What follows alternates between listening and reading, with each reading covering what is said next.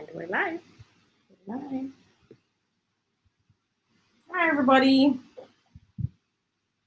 Talking to myself today. I just know what on yet. You can say, welcome to the show, Mom. Welcome to the show. To who? To who? Well, no one right now, but in a few hours when somebody else is watching the show, they'll see us. They'll see us. Instead of the silence. Welcome to the show, everybody. Thank you so much for joining us today. We're about a minute ahead, I think. Hendrick is here Hendrick. first. I'm very surprised by that. Hi, Hendrick. Hendrick, what's you surprised about, Hendrick? Rhoda is in second. Hi. Welcome. Is it 3 o'clock yet? No. Funny enough, my clock is saying 15:04. What is your watch saying? 3:03. And what is the computer saying? 3 p.m. Something is wrong. I think maybe this is slow. Kendrick, what is your watch saying? Maybe the computer is slow? Mm-hmm. Or it's dropping time. Or watch is dropping time. Or watch is picking up time, you mean? Or the watch is picking up time. Yes. Yeah. Hi, Carol. Hi. Because my watch seems to be 3 hours, 3 minutes ahead. My phone is 3 minutes ahead, and your watch is 3 minutes. Kendrick says 9:04, so everything is wrong. Everything is right, sorry, and the PC is wrong. So the PC is wrong. Mm-hmm. So therefore, do not watch that. Then you must watch your phone. Yeah. For the time, because watching this, we're 4 minutes late. Yeah. Mm-hmm. All right. So now we know. So we're always looking at the computer time. So Davin's watch is 21:04. Right. Right. I know it's 15:05. All right. Good afternoon, everybody. Hi, Catrice. Hi, Carol. Where is Carol? Hi, Darwin. Carol. Yeah. Dwayne. You know, there's so many spellings for this name, though. Dwayne Brown. Trying to remember. UK time is 21:05. 05, right. Dwayne. I know that name. I know somebody else with that name, Dwayne. As in Dawein. Dwayne. I'm trying to remember it. Dwayne. Hi, everybody. You're the early birds. So therefore, you can ask your questions before everybody jump in. Stifle out the questions.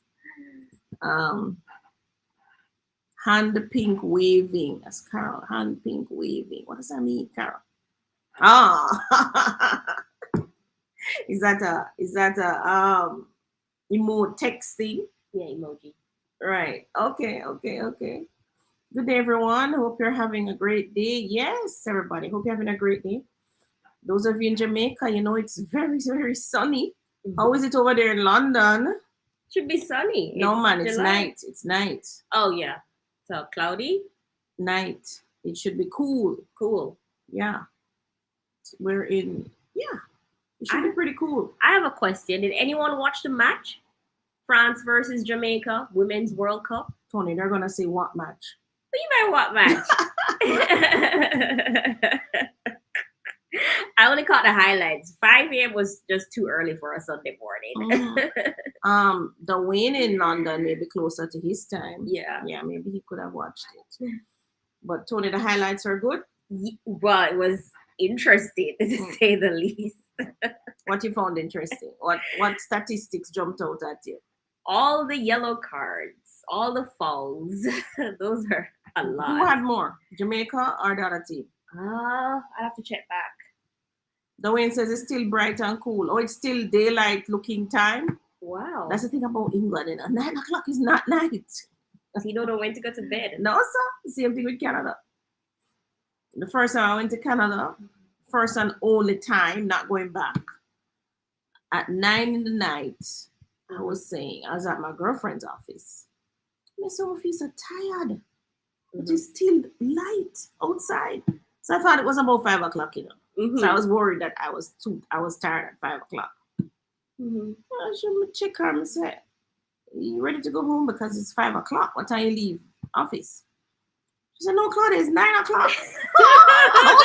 What?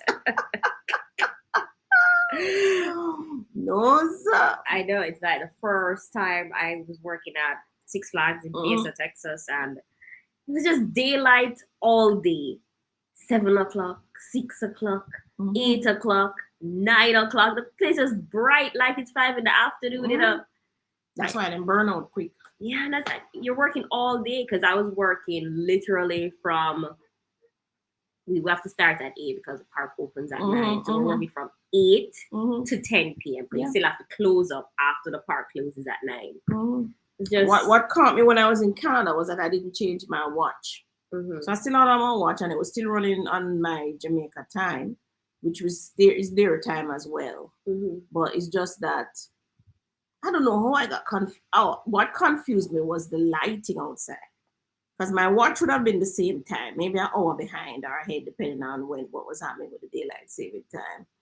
But I didn't check my watch. I was more looking outside, which usually that's what in Jamaica we know. We look at the sun, we look where it is, and we know the time. Don't they told it?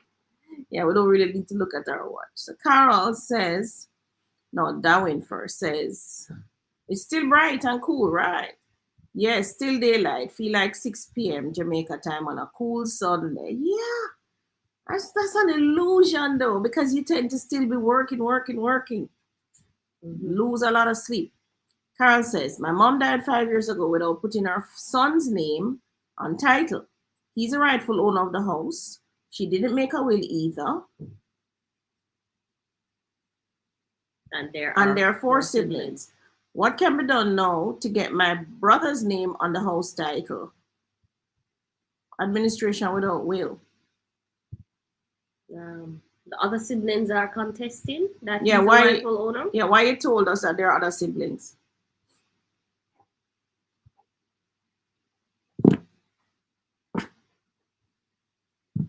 Now, when you say the temperature is now 20 degrees Celsius. Is that cold? What, 20 degrees Celsius? So it would probably be, if it's degrees Celsius, it's probably about 30 in Jamaica, which means you're a little colder than us, right? Okay, Carol, so we're waiting on your response. You have 4 other siblings. Does it matter? Is this something that is relevant to him putting his name on the title?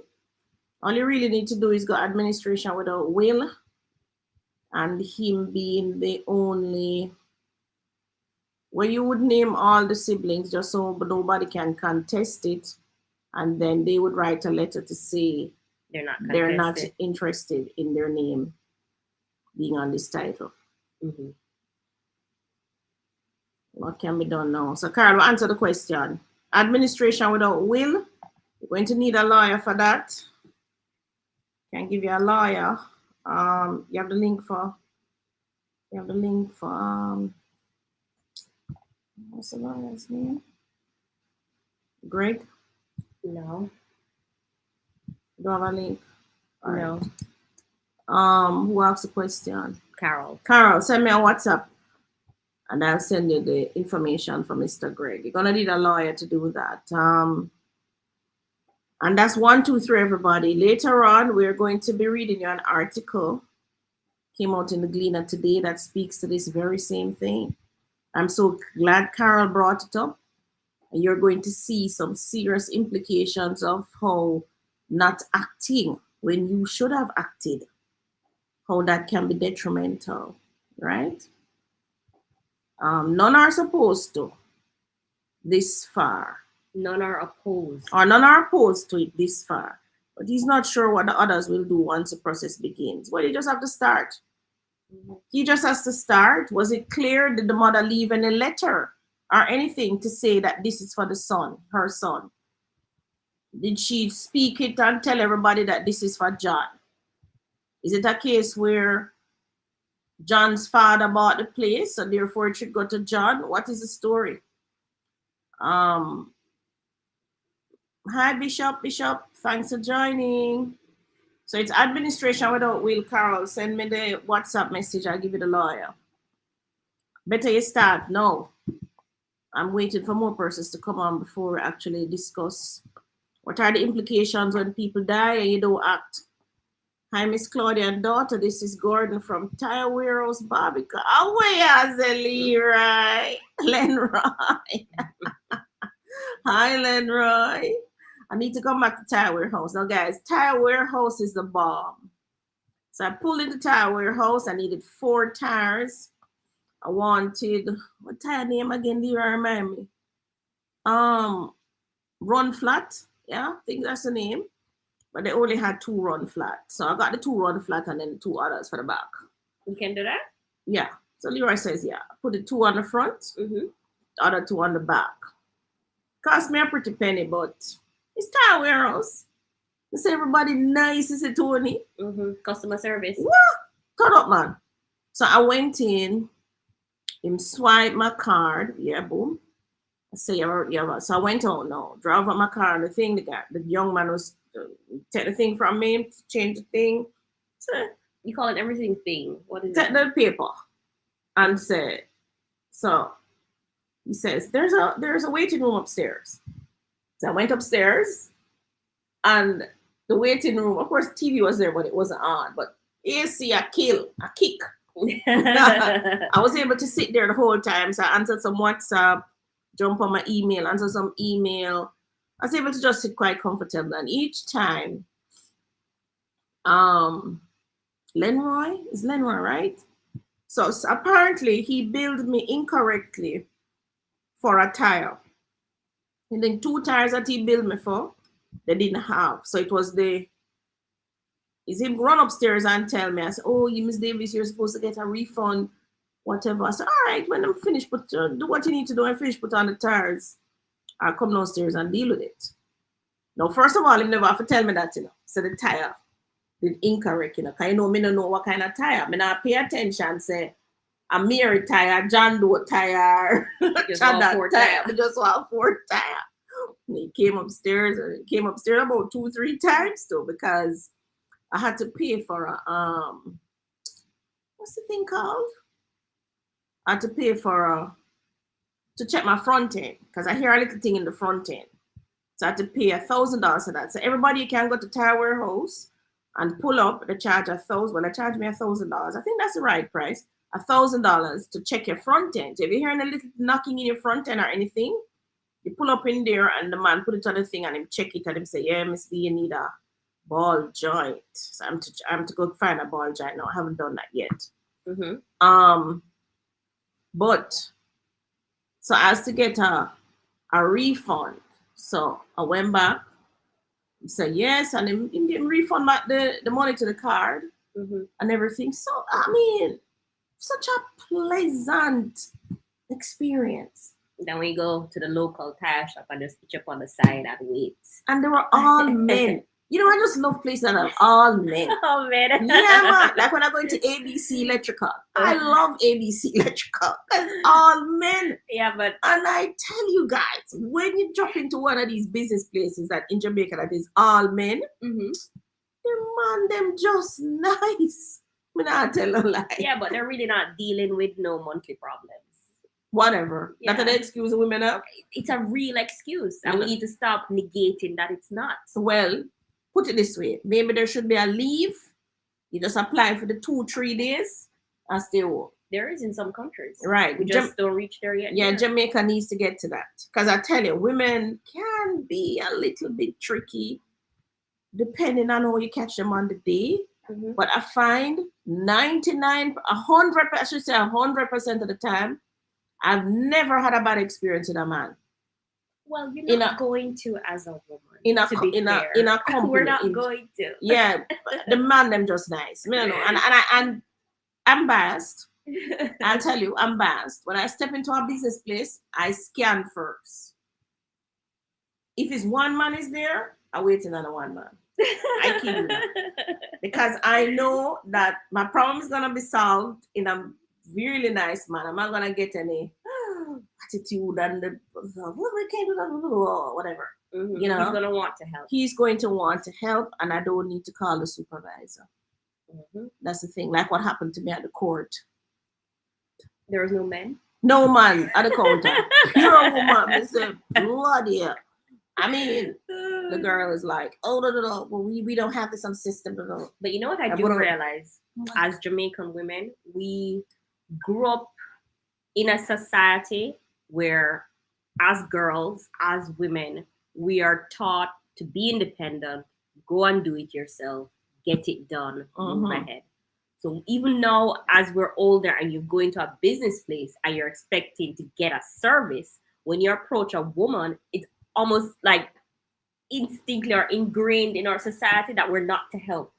I don't know what the woman. She's to go and get it herself. Yeah, I don't know what it is. I always found that very strange as a society, but we're like that. It's all across the board. Yeah. So I was at this court on Monday trying to get this date, and I'm going to have to go back on Monday. So hear me now. I said, oh, this woman, I'm not reaching out. I said, who's your supervisor? Oh, she's a supervisor. She's the one who has the documents. The supervisor is a woman and she have my documents.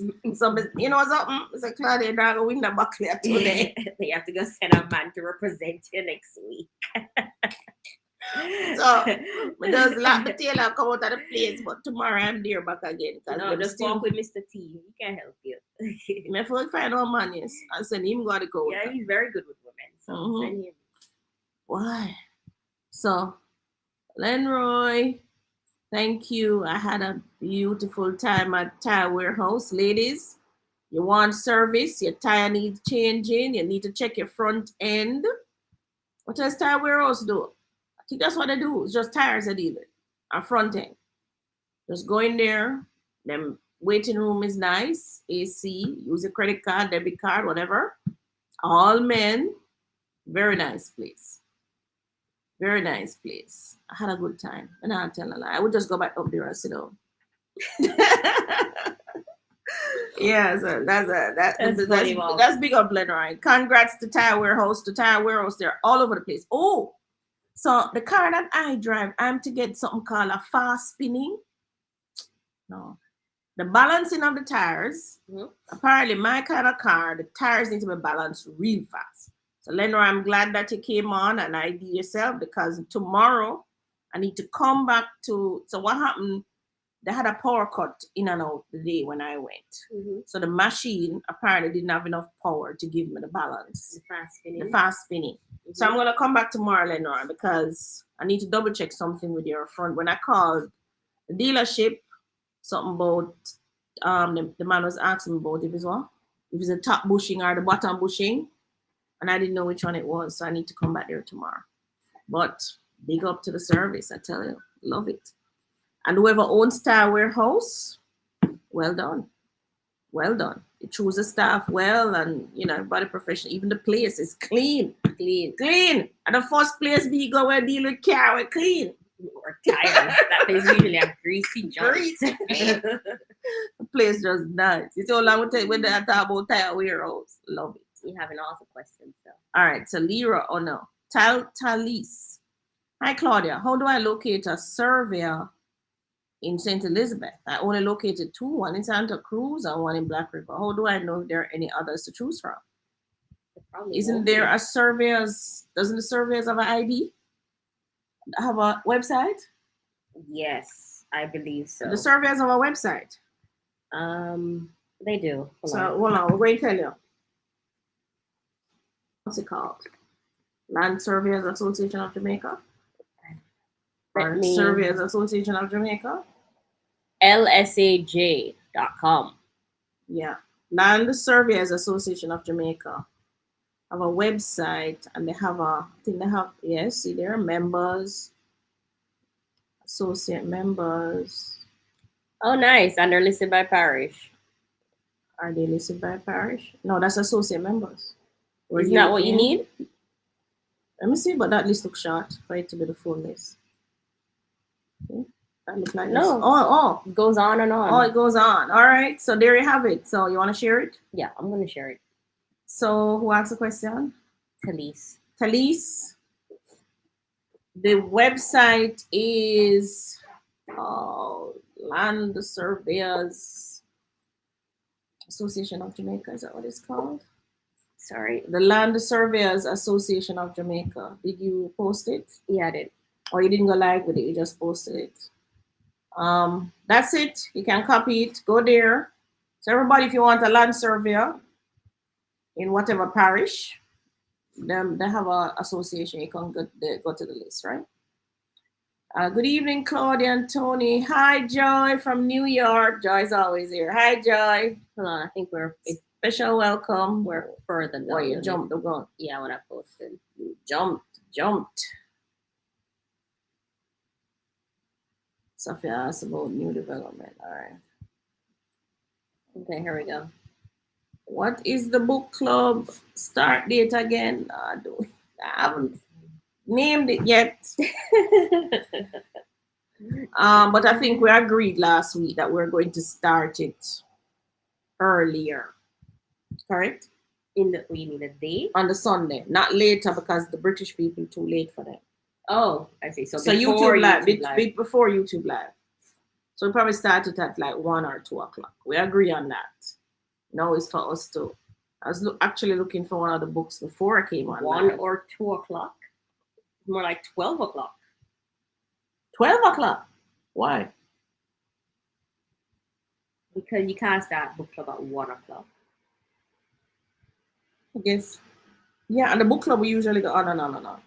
Last book club, why I want to do it before YouTube Live, the last book club we had, we started at 6, and sometimes at 12 midnight, we were still in the book club. So yes, Tony, at least this way, we know we have live, so we have to cut it off. Dwayne, I soon tell you the date. I am looking for the books. There are 3 books. And I'm still looking for the books. I have to find the books. Yeah, I have to find my books. When is the book club? All right, my brother was living abroad when she bought the house with his money, but in her name only. We, the siblings, all know that it's my brother's money that bought the house. All right, Carl, even better. So you just administration without will. Somebody may have short memory. Nobody will contest it, so you can go administration without will. And administer on the house and get his name on the title. Natalie Ann. But remember, Carol, if this happens again, so everybody, somebody send some money from foreign to buy the house. Remember that you can add the name afterwards, right? So even though the mom bought the title, the house in her name, with her name on the title, she could have just added her son's name afterwards. Right. It didn't have to come to this. And she just added it as joint tenants. That way, if she passed, he would get it. And if him passed, she would get it. Right? But I think it's just typical Jamaican where we leave things up to the very last minute. Yeah. I read the article in the paper about the 2 times of the land. I thought of all you have been teaching us. Yes, Natalie. That's the same article I'm going to be talking about today. Because we need to take heed. Miss D, what do you think about the new development in Brunswick, Spanish Town? 2-bed, 2-bath apartment, 30.5 million. So, Safi, why you forgot 30.5 million? Isn't there a 1-bedroom for 21 million or something like that? I think so. There's a 1-bedroom, I think, for 21 million. Townhouse is 40 million. These are North Coast prices. Is it really reasonable? Can you get a 2-bedroom, 2-bathroom apartment on the North Coast for 30 million? No, you can't. Can you get a townhouse for 40 million on the North Coast, Safi? Where? Can you, I remember, you're comparing like with like. So this Brunswick development is new. Can you get a new 2-bedroom, 2-bathroom apartment for 30 million, 30.5 million on the North Coast? Or a townhouse, new on the North Coast for 40.2 million with a new shopping center in front of it? Tell me, Safi, can you? Then if you can, maybe you run on the North Coast one. But if you can't, is it really reasonable? Remember, this is brand new. So what you're buying now is at, well, you're buying at the lowest price if you do buy it now, right?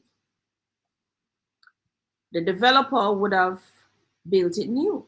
So he would have built it at today's cost, right? and he wants to make a profit, so he would have marked it up.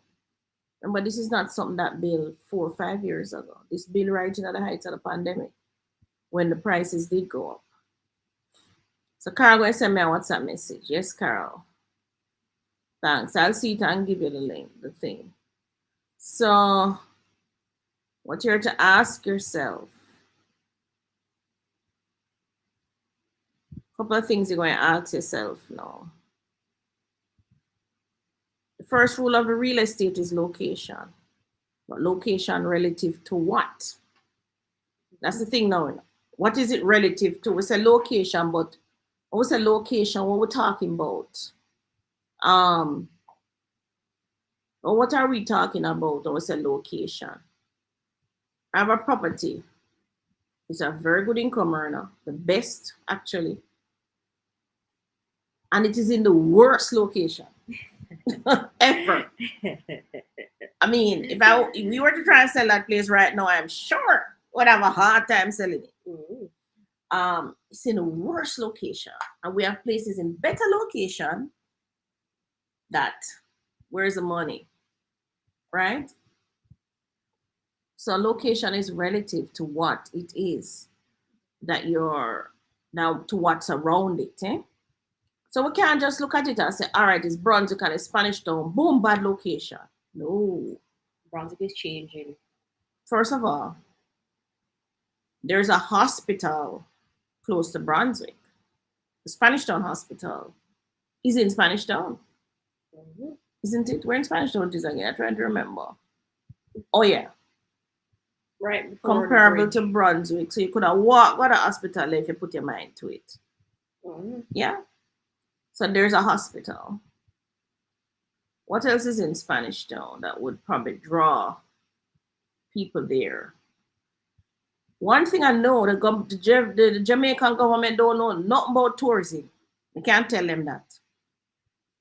That square in Spanish Town could make them millions. If them would have just fixed up the square and have tours going through the square. Right?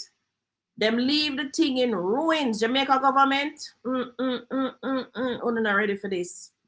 Trust me. And there is a museum right there as well. Yeah, it's not about building new things for tourism. We must preserve the old and teach it, show it. You understand?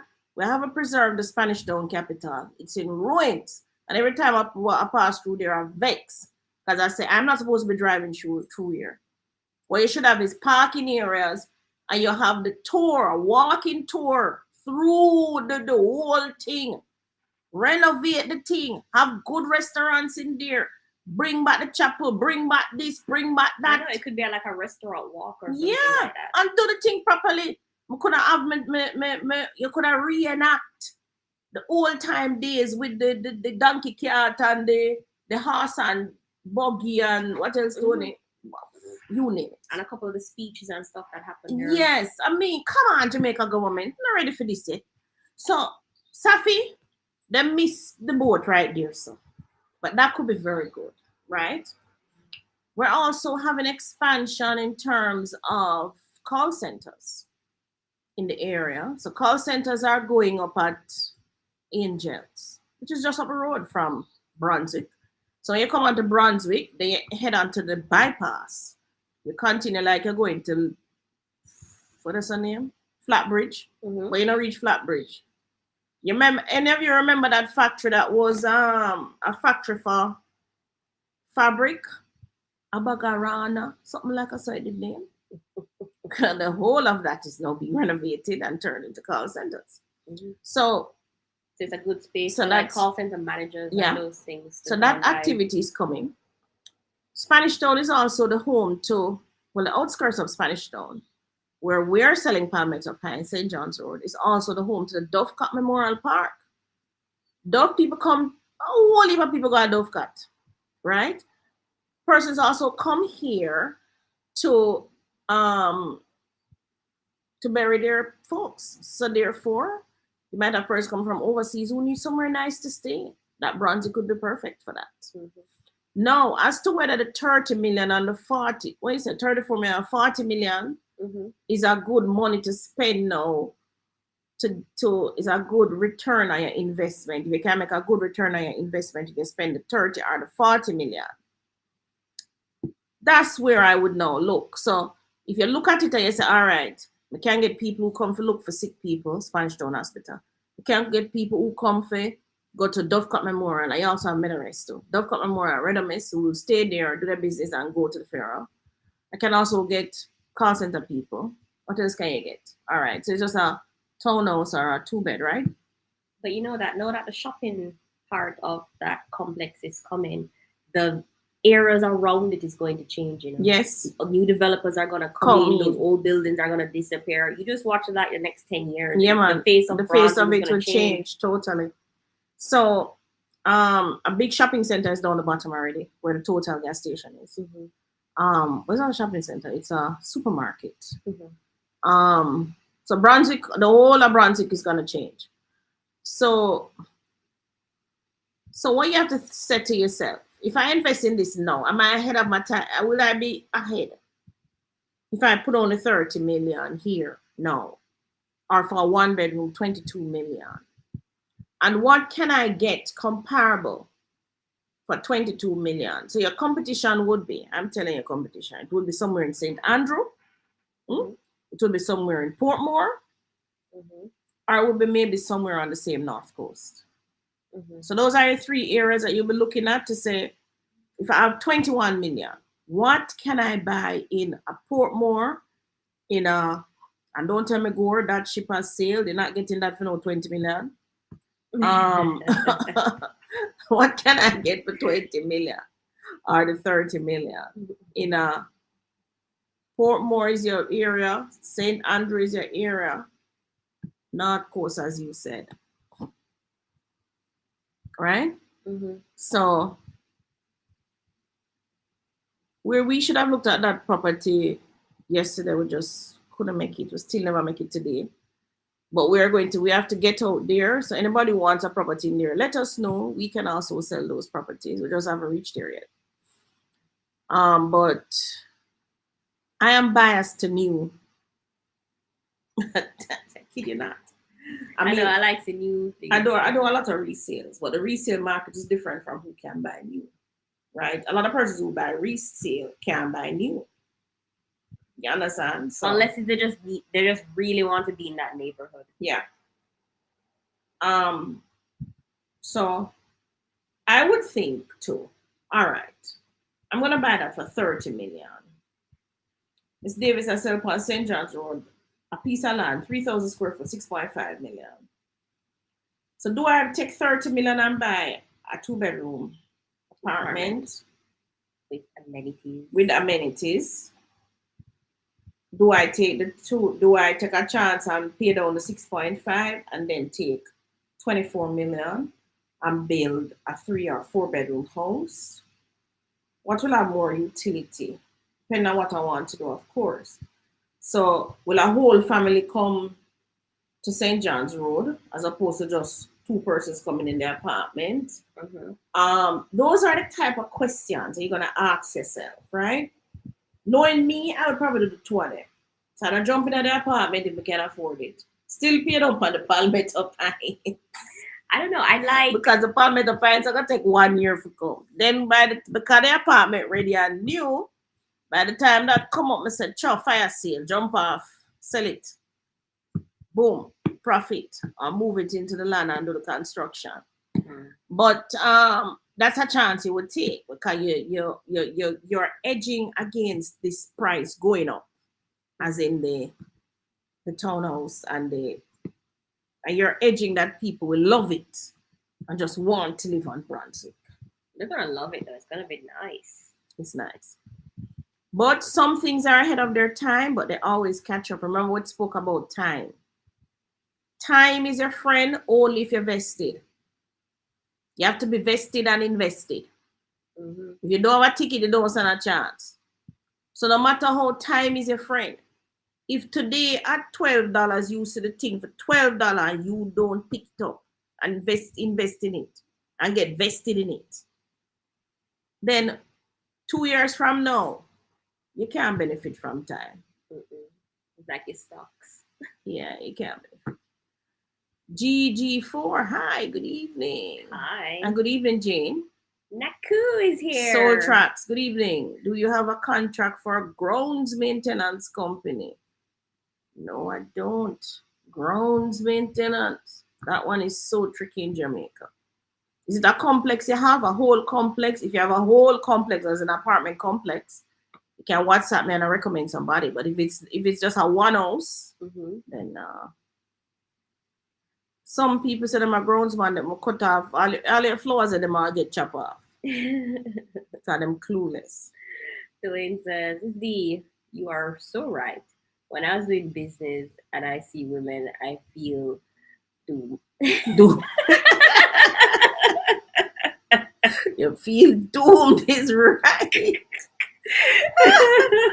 No, sir, you feel doomed. I tell you, your spirit just sinks. Jesus. So you have to muscle up now, you have to come with your best smile and just patience abound. And Claudia, change your attitude. Change your attitude. This thing now will get no better. Change your attitude. All right. So Dwayne, I know you feel. 1, 2, 3. Awa. That's Jamaican, right? Good evening, Miss Claudia and Tony. It's Andrea. Did you get your Evoque RR? No. I got the Mercedes Benz GLA 200. Nice car, very fast. You could just zip. But I want to drive faster than me alone in the car. When I'm with somebody, I tend to do the speed limit. Like the police. Hey, the police stop me there, get it up. For the toilet. Did he jump out in front of the car? I said them double tag me. So I know that them always at when you approach money this up. So yeah, I know I slow down. I come over the hill, so I can kind of see a distance. And when I come around, I say, all right, slow down. Because I'm good at down there. Slow down. Of course, them was there. Pass them. I say, all right, pass him. Speed up. Right, by the time I reach the top of the broad hill, I said, damn. I run off. Who drive leave him away? I never had a chance to know. So, of course, I stop and I wind down my window. And the time I play, beat the man, I play. That's why you're going fast. Yeah, man, I beat the man, I play, man. I slow down on my foot and I wind down my window. And I hear me beat the man, I play. So I make it stay up, and I turn it down, Tony. So, I wind down window and look for him. And I bump my head to the beat the man, And then I finally turn it down now. I say, officer, what can I do for you today? Hear it. I say, yeah, enjoy yourself. I say, yeah, officer. What you mean by enjoy? I say, is it today or Friday, officer? You have to enjoy. I say, I'm prepare for the dance tonight. I don't think it's the same time. No, hear him now. No, hear him. So which one of the dance I go? Of course. I am clueless. Because you know I'm not going to dance. Well, you should tell him it's that 90s show. What? Up at Hope Garden. No, man. Hear me too. Boy, you want to see now? Friend them come from far, Then never pick up. You can't go to dance. Officer, thank you so much. He said, yeah, man, go on, man, but slow down here. One thing I know though, anyhow me that I drive my Suzuki, Swift or Toyota, Vitz or whatever, I couldn't give him no talk. Get that ticket same time. What I've realized in driving that vehicle is that somehow the behavior of people is different. They give you more respect. Yes, them give you more respect, that's for sure. And I also noticed when I'm on the road that I'm trying to come out of somewhere or whatever, people just stop. Can't like that. Yeah, them just stop. I'll give them the whole Yeah, them just stop. Let me out. Or them flash me for come out or but it just, I don't know, it just It's a nicer driving experience. Yeah, it is for a nicer sure. driving experience. And also the surround sound in the vehicle, you know. Me telling the people, me don't need to go on a dance. Me there dance every day. As me dropping in my car, me there dance. Beanie Man, Shabba Ranks, you name it, the one of them turn up. Because I almost 7 or 8 surround speakers, and I tell you, it's a really good experience. But the car talks to you, like that. I was coming in and it says, "Stop, have some coffee," because it must have realized I was swerving. I was tired. I was coming in from country, come over and told me upon Mandela and Boami Boulevard. I'm telling them I did really tired. I know me the tired, but I try to push for reach home. And then the car just started to flash me. Stop, have a coffee, stop, have a coffee. So I pulled over in the gas station actually. And had a coffee? I never have a coffee, I go buy one soda. I'm gonna drink coffee like that. I buy one bigger. What works for me is the bigger ginger beer. Yeah man, bigger. But the car is a really good experience. It talks to you a lot. But it's also a very expensive car to drive. I kid you not. You could literally pay a mortgage by driving that car. My tires are something like, was it 70,000? 80,000? I remember. That's not normal price for tires? No, it's not cheaper. I bought 4 tires, but the run flats are more expensive.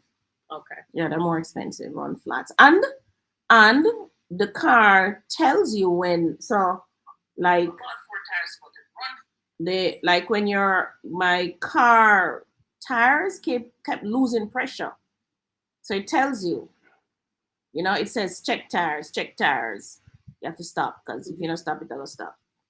So the car talks to you, which is what I like. It tells you everything, Mm-hmm. So with that vehicle, you feel comfortable all day. You don't need nobody to drive with you. You're alone in the car, you're good. So you don't need to do anything, Tony. So I didn't go for the Evoque, because I thought the Evoque was too small in the back, actually. So I went for the Mercedes Benz. You mean about saleswomen? I do the scanning in Jamaica, Soul Tracks. I do the scanning. I know what you mean about saleswomen. I do the scanning. Where you gotta look for the men. Yeah, man, I look for the man. I'm not telling ladies. No offense to you, but boy, I'm telling you, sometimes I don't know what I'm doing here, man. Tony, don't make women always look like the weaker vessel by putting blockers in the way. It just proves people right. Some women can behave like the devil himself. I always will deal with that man. So the whole lot of the experience. I tell you, it's like universal. Yeah, man. No, I don't know, guys. I mean, women will not have to do something, because we do have a lot of women in our companies, Mm-hmm. It's like the hardware is a lot of men. And they like the same ABC Electrical, only men on the front.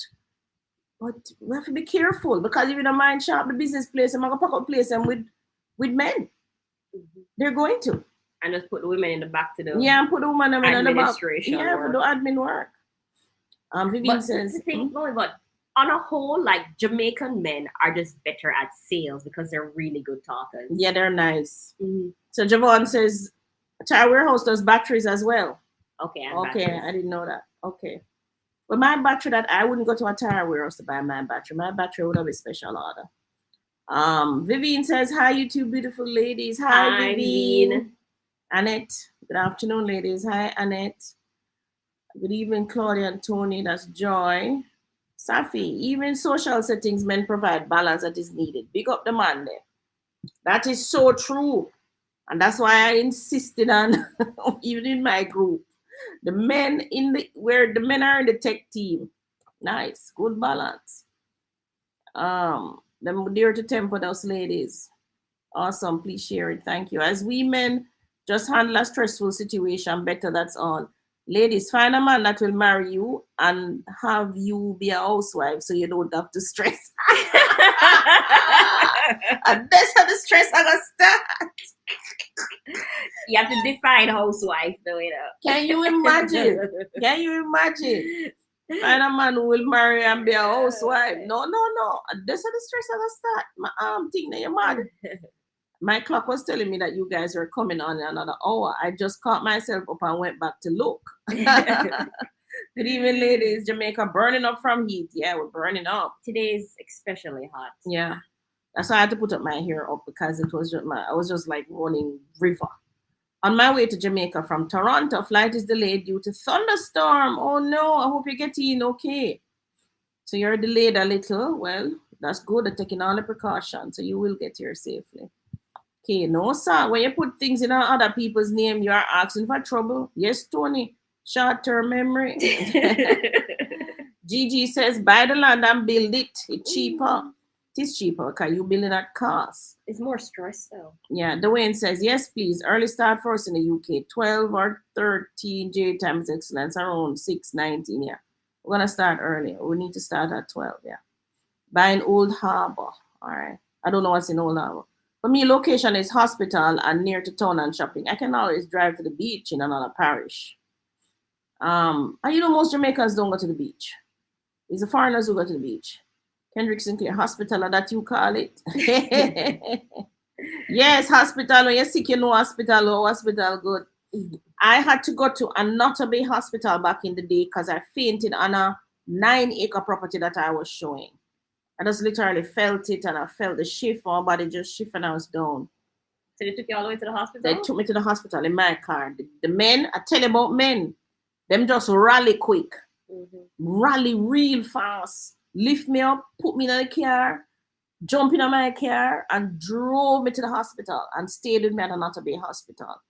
It was a very good experience. The doctor said I was suffering from exhaustion. Oh yeah, it's almost like when we went up. Where were we? And we both. Yeah, that was we did there again. I remember.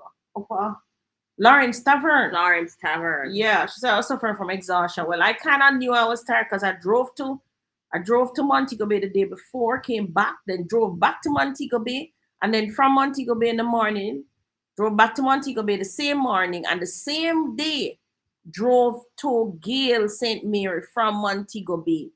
So I left Kingston, went to Mobay, then drive from Mobay to Gale Kingston to show the 9-acre property. And that's when I fainted. And the hospital was very good to me. The other time I've been in hospitals when I had my children, and the university hospitals, very good. I've also been in hospital because I was training to be a radiographer, but I jumped out because I know I couldn't work inside a hospital. No way. But the noise would get to me. Yeah. What is in Ghana visiting the slave castles are tourist visitors attractions? Yes, Joy. Okay. Jamaica waste time with the things that them have. Soul Tracks, Miss Claudia, it's a small development in St. Catherine. What is a small development in St. Catherine? Hi, Claudia. I heard that the NHT is 7.5. Yeah, man. From July 1, they have gone to 7.5. If I have, say, 1.8 million invested, I'm wondering if I should sell investments to do expansion on the already 2-bed, 1-bath investment property. But the expansion would be for personal with my partner. So, Cheesy, you should have been here when we did opportunity cost of money. Who was here when we did opportunity cost of money? Explain to Cheesy how she would do the maths. So, Cheesy, opportunity cost of money is what you would lose, right? So if you have 1.8 million invested, I'm wondering if I should sell the investment to do expansion on the already 2-bed, 1-bath investment property. But the expansion would be for personal with my partner. So the 1.8 million sound like it can only maybe bring a bathroom or a veranda or what else? A washroom. Is that what you're going to build? So you're going to lose the 1.8 million investment. So if the 1.8 million, I think at the time when we did it, we were looking at NCB Capital Markets and they were giving, I think it's either 10 or 12%. Don't quote me, guys. It wasn't a bond? It was a bond they were offering, yeah. So if you have 1.8 million, let us say it's 10%. So you're losing 180,000 for the year. Divide that by 12, you're losing 15,000 per month. You can choose to tell us, Cheesy, how much you're actually earning now on this. So you're going to lose. So opportunity cost of money speaks about what you lose. So you're going to lose 15,000 per month. What are you gaining? So what this 1.8 going to build you? And is it going to earn any money? No. Because they say it would be personal for you and your partner. So is it worth it? What is it you're gonna build though? 1.8 sound like a washroom or a bathroom, maybe. I need a 1-bedroom townhouse apartment to buy. No. Jason, townhouses don't come in 1 bedroom. They come in 2 beds, 3 beds, and up. And it says, "You're so funny, Miss Claudia." Hi, Claudia. The police stopping you. Hi, Claudia. I heard that NHE 7.5 can only build a studio. What do you think? Yeah, it can only build a studio. The cost is 15,000 per month per square feet. Sorry. So therefore, if your studio is 500 square feet times 15,000, then yes, that is $7.5 million. So it can only build you a 500 square feet studio. Yes, Maxine. You can probably get a 1-bedroom in that if you're the contractor, budget, yeah. And if you have some uncle and people who are masons, builders, and so on, them give a better, cheaper, lower price. How else you can bring down the price? If you put drywall inside, put cheap tile on the floor, yeah, cheap window, that kind of thing. Maybe you can bring down that. Yes, many of the newer cars are sensing when you're tired. Zanake Sag, okay, yeah. England in the house. Hi, Cassius Davis. My last name. Sharika Wilson. Hi, ladies. Good evening. What's the update on the Portland development? Well, I will get a breakthrough this week. Yes. I know. Bob, your hard work is paying off. I tell you, I hope we get your finish line. So we are still in NAA, but we are, I think we're almost there. Almost there. So right now, I have some documents that I need to send out to the Portland Parish Council. So I'm doing that tomorrow. So we're almost there. Not quite there yet, but almost there. Please send me your email again. Email to the number, but I have not responded. You sent an email to my number? Or you mean you send a WhatsApp to the number, you mean, Nadine? The number is 292-6776. Somebody says the number is on the screen. I'm not so sure on what you're seeing. Yeah, they're seeing this. Oh yeah, it's on the screen. 292-6776. All right, give us the in US dollars too, so overseas Jamaicans will know the proper price. Almost give me US dollar. US dollar? What in US dollar? The bond was 10.75, I think. Oh, the bond was 10.75. Yes, Cheesy, good memory. Good, Cheesy. I think they're talking about the bond. So the bond was 10.75. I should have 1.8 times 10.75%. So she make 103,000 a month divided by 12. 16,125 is what you would give up. Opportunity cost of money. So what by 16,125? 16,125 per month. Oh, so the 193 was for the year. Yeah. Okay. So this bond is them not withholding any tax. I'm giving you all the money. So you would give up 16,125 every month just to put on a washroom or a bathroom that you and your spouse could use personally. So you have to figure out if you want to give it up, right? The bathroom could be real contention and it just needs to be expanded. It can be contention if you and your spouse are using it. What kind of contention you have there? Nothing can go so. If me and my spouse are going to worry about bathroom, him have to leave. He has to leave? Yeah, him have to leave. Where's the thing that scroll is? It's there. Oh, it's down here. So Jesus said the bond is I would like maybe even a 1-by-1 for now. What's that? What's a 1-by-1? Cheesy, explain. Grown maintenance company need for a small development in St. Catherine. All right, Soul Tracks.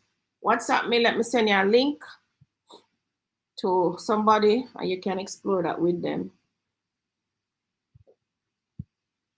Grown maintenance. Send me the link. Send me the WhatsApp. Sorry.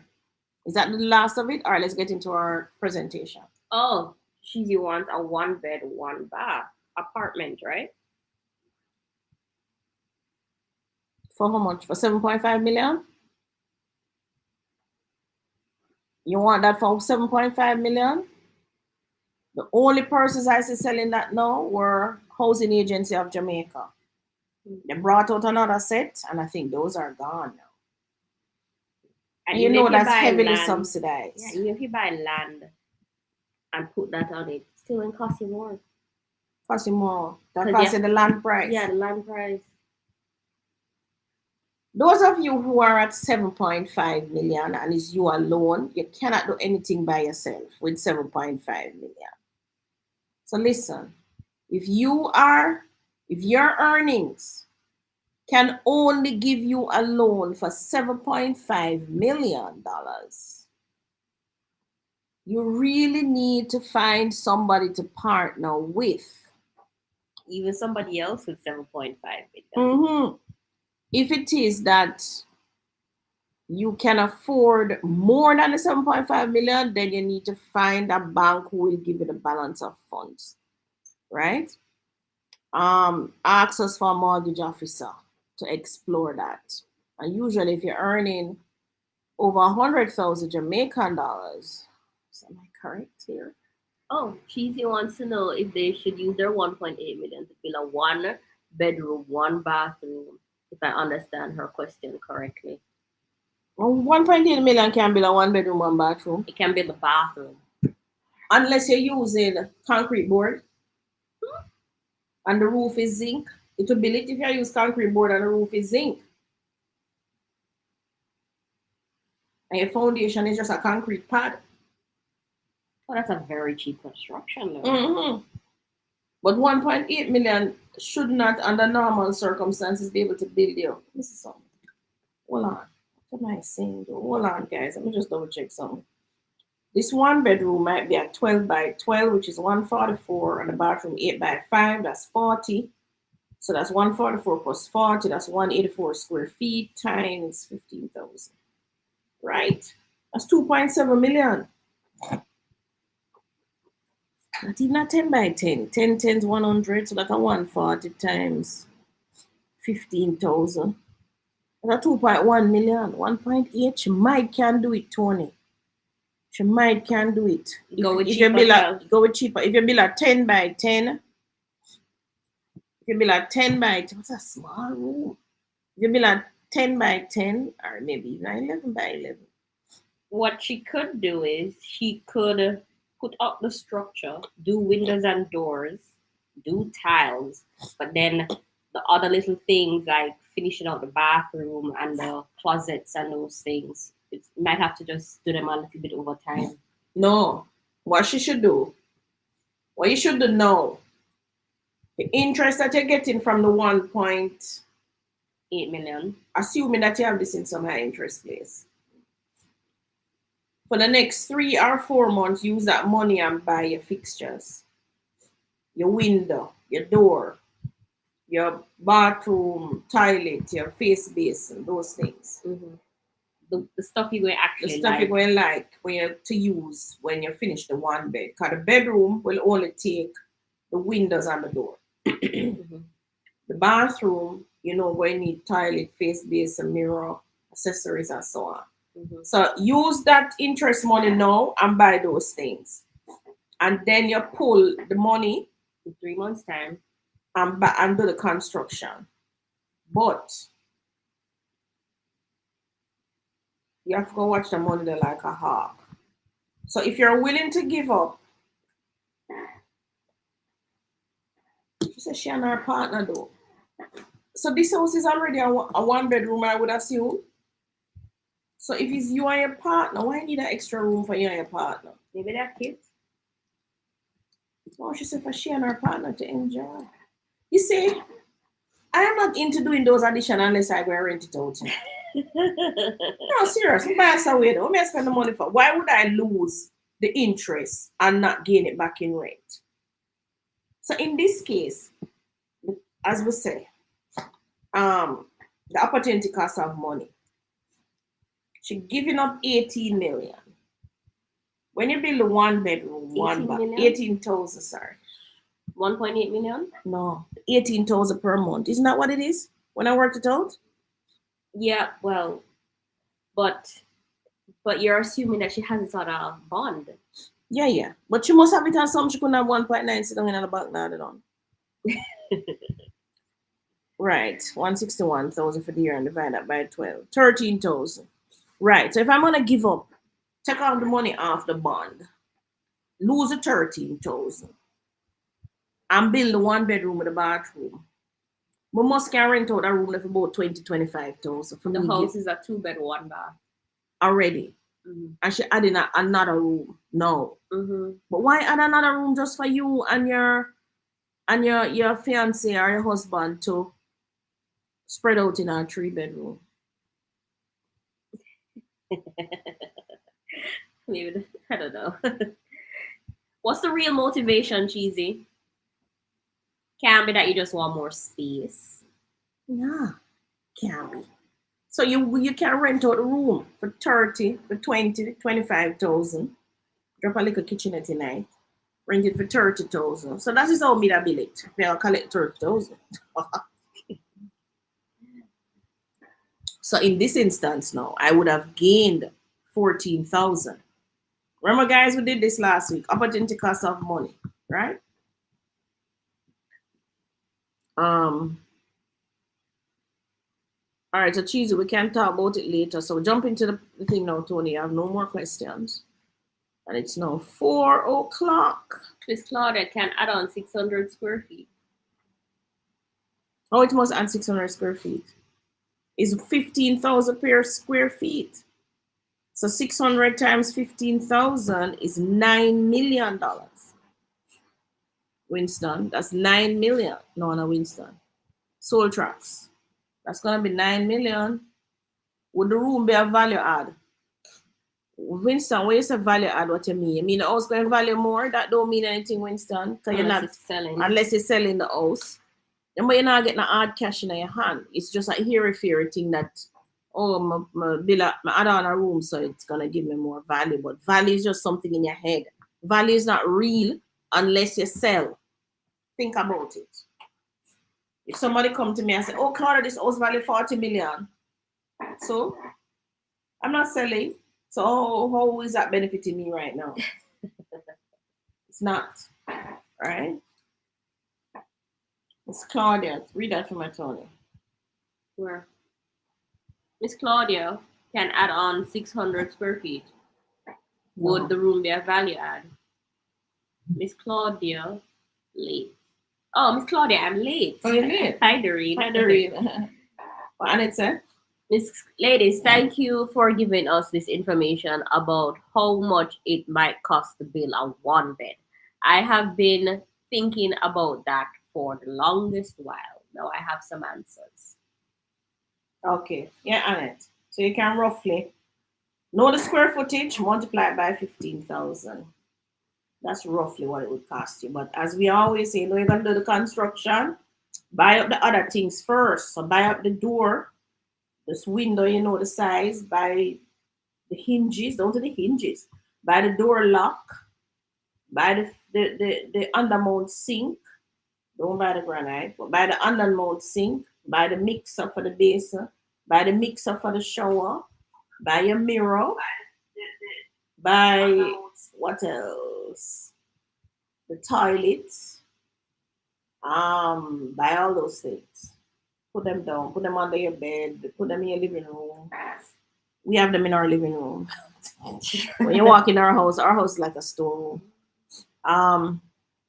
So buy them. When you see too much of them now, then you will start the building. So that's what we do. When we get annoyed now, we say, come, we'll find a piece of land. We'll start the building, man. Get rid of these things. But as soon as we put them in the building, then we have our next challenge. We have more things coming in. Because we like to shop in the hardware stores. Is value real if you borrow against it? Winston, it only becomes real if you borrow against it to buy back a piece of real estate. But if you borrow against it to go on vacation, pick the school fee, bury somebody, that's them not borrow for. Vacation, I said that already? Mm-hmm. Yes, a vacation. Oh, get married. Vacation, get married, school fee, bury somebody. If you borrowed against it to do all of that, then you know those are money down the drain. There's no return on the marriage, no return on the school fee that you pay for your children. Them not paying you back 1 cent. No return on the debt because you just put the money in the ground. What's that thing? It's four things. One is marriage, one is school fee, one is debt, and one is vacation. Right. So when you go to Rio and you eat up all of the food and you enjoy yourself, that's it. So you just can borrow money against your house and you're paying it back monthly now and you don't have no asset to show. The marriage one and the debt one is the worst though. The marriage and the debt, those are the worst ones.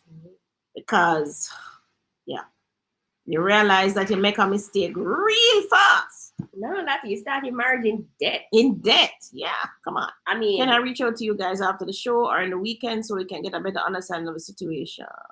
Who is that? Cheesy, yeah, man, you can reach out, Cheesy. Claudia, partner plan. That's the link for the partner plan. You put it in. All right. Thank you. That's the link for the part. Oh, you just put it in. Yeah. Miss Claudia, can I add on 600 square feet extension, 1 bed, 1 bath, living room for 6 million? I have faucets already. I just said 9 million, right? What, 600? 600 square feet extension, 1 bed, 1 bath. You can do it, depends on your roof. If you're the contractor too. Usually it's 9 million. You may can swing it for 6 million if your roof is shingle. Shingle are the cheapest. No, zinc is the cheapest roof. Shed roof is the cheapest roof. That's a roof that slant like this. One way. Yeah, then you have gable like this. Next cheapest, but depends on what you cover it with. That's gable, that's not hip? This is gable. This one is gable, guys. Remember, gable, the one that go like this, right? Have a ridge in the middle, gable. If you put zinc on top of that, and what's cost the money is what you cover it with. So you can put zinc on top, you can put shingle, you can put standing seam, you can put decor tile. Am I giving it in the right order? Zinc is the cheapest, followed by the shingle, followed by decor tile, followed by standing seam. So standing seam is the most expensive. No, clay tile is the most expensive, but we don't use clay again. Clay tile, most expensive roof. Forget the one that don't even entertain it. Why not? No. Because you have to put a whole framework up there to take the clay. The clay is very heavy. Oh. So soil tracks depend on your roof, all right? Nadine, will you guys do another homestead? Persons have been asking. That's why Tony just dropped in the partner plan. Persons have been asking, and I've been asking us to do what's called a monthly installment plan or a partner plan or a monthly contribution. You can call it anything you want. Or a monthly buying of the shares, something like that. They've been asking us. My concern with it is that, well, I'm the CEO of EcoState, so I don't want a conflict with that. Because if I find on property, who do I give it to? Do I give it to this one? Do I give it to that one? But I guess when we jump into the book club, because usually these things will come out of the book club. When we jump into the book club, we will see. If it is that those of us in this new book club decide that let us do something totally different from EcoState. So let us buy some plane go on Mars, or let us invest in planes going to Mars, which is totally different from what EcoState is doing. Then I would say yes. But if it's a similar thing that we're doing with EcoState, then that would be a conflict. You know, things are doing. It would be a conflict. It would be a conflict. So I don't want that. So I don't even want to call it, do it another homestead. Suppose we say something like, let's only do housing for seniors, or let's only do cabins by the river. That is something EcoState not doing. Let us only do houses in trees. I'm just talking off the top of my head, but it has to be something. Or you guys could buy land and create mini eco resorts. That's a thing right now.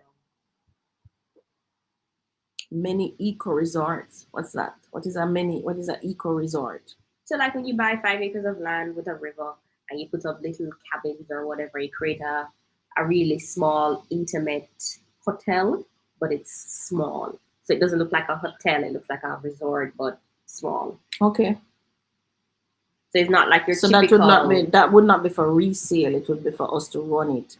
So that's like income. We're doing it for income generating as opposed to capital gain. Right.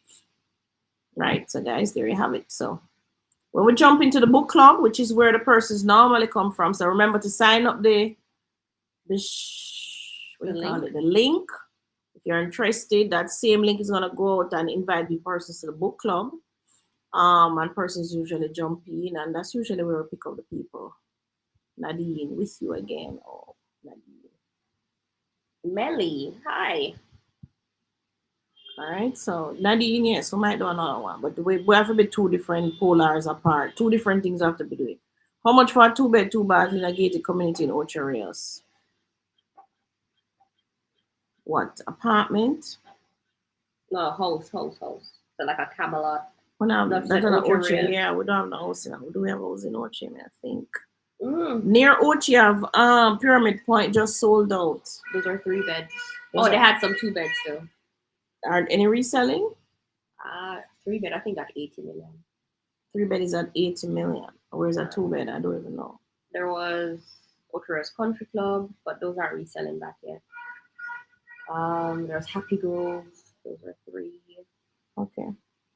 Dwayne says, Claudia, I love real estate, gone to bed.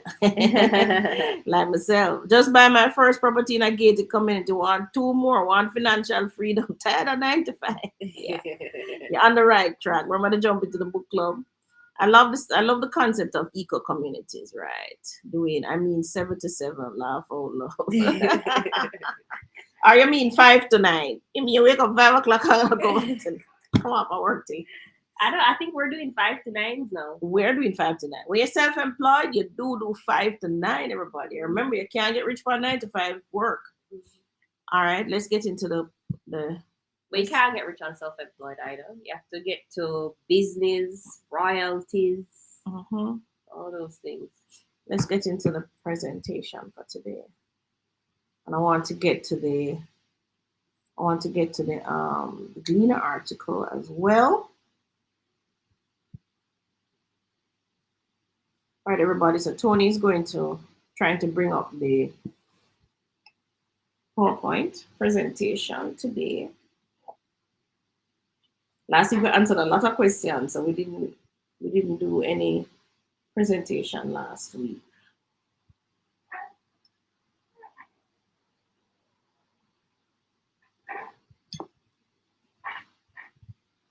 Okay, so 1, that's the first part.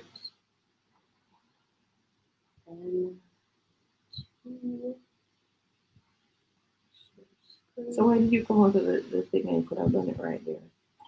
Well, I've had that right there. Or you check first to make sure they're on. Yeah, that I can see it.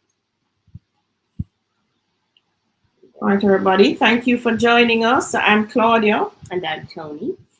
And my number is 2926776. I'm a real estate broker in Jamaica. So if you have somewhere to sell, you can always contact me, right? Somewhere to sell in Jamaica. Tony is also a real estate salesperson, so you can contact any of us if you have a property to sell. Are they seeing the screen? That's what I'm checking right now.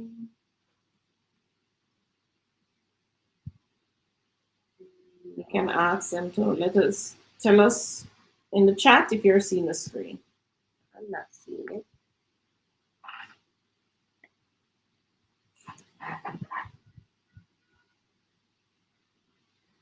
Yes, they're seeing the screen.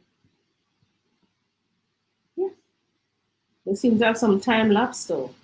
Yeah, there's a little delay. Hold on, let me just make sure that they're. Everyone seeing the screen? Go to the slideshow. Yes, they're seeing the screen. All right, go ahead, Mommy. Right, so those are our numbers: 2926776. Tony's number is 3708138.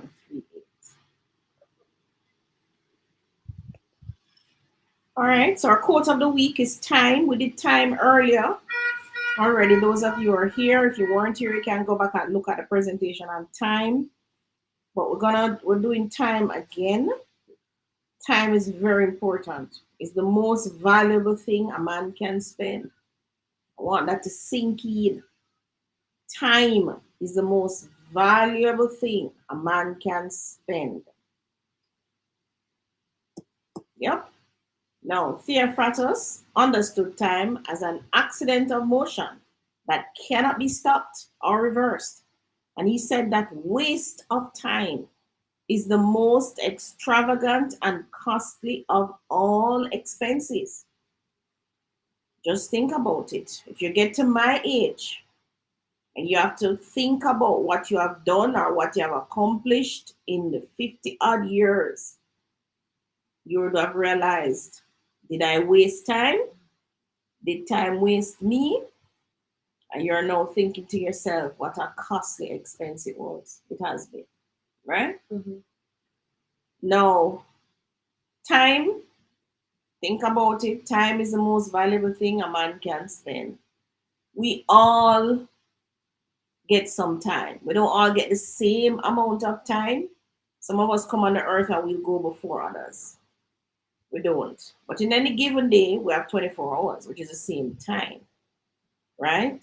But in the 24 hours, have you wasted the time? Or did you use it? So there's another thing that is very important as you go through life, and that is change. It is not the strongest of the species that survives, says Darwin, nor the most intelligent that survives. It is the one that is most adaptable to change. To change. So when I just went into army, I went overseas. They were doing something on the computer called MS-DOS. I couldn't for the life of me even turn on the computer, much less figure writing a command to get to here, there, and everywhere. By the time I came back to Jamaica, I had to put myself into a course, a Word course, an Excel course. I'm gonna learn some stuff. Was Word and Excel around at that time? No, it wasn't. No, it was MS-DOS. It was MS-DOS. So I didn't learn any MS-DOS. I jumped out of that and did telephone operating. When I was in Upper Camp, they used to have a telephone operator. I was like, Joe. I went out of that and I got a job doing stuff in envelopes, then learned to do telephone operating. Still never touch a computer. I still can't believe that was a job. It was a job.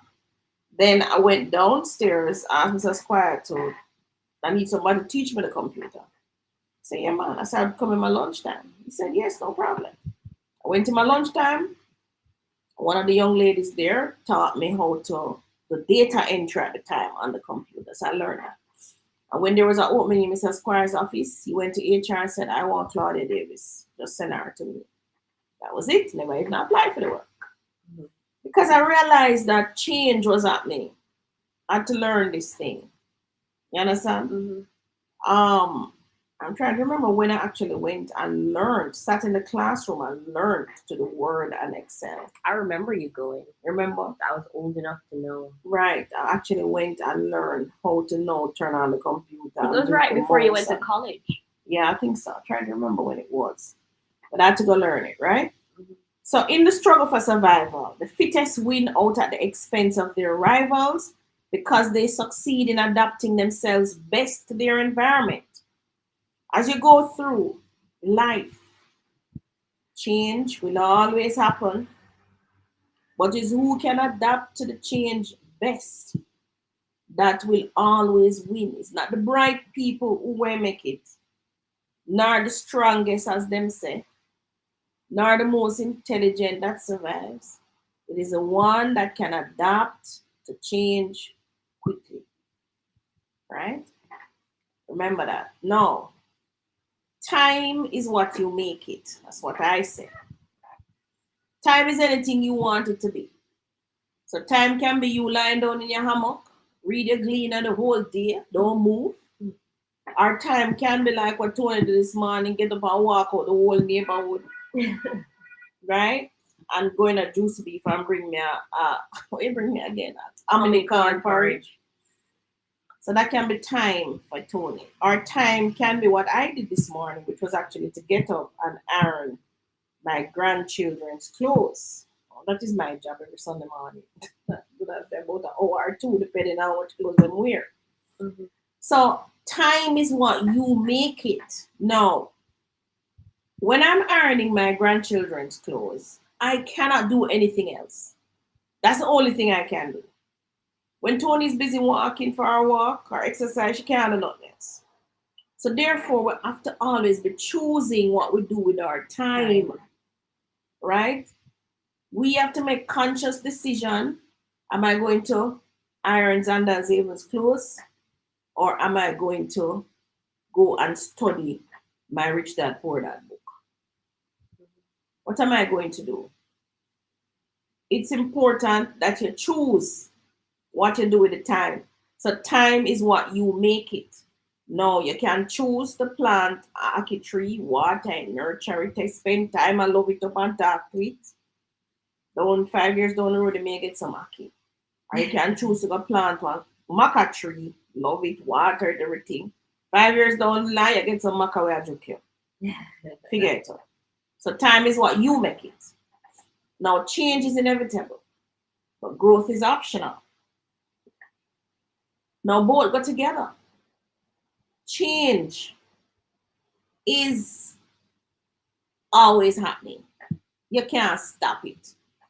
Just like how you can't stop time. You cannot stop time from marching on and on and on. Nobody can turn back the clock, right? So change is the same thing. It's inevitable. It's going to happen.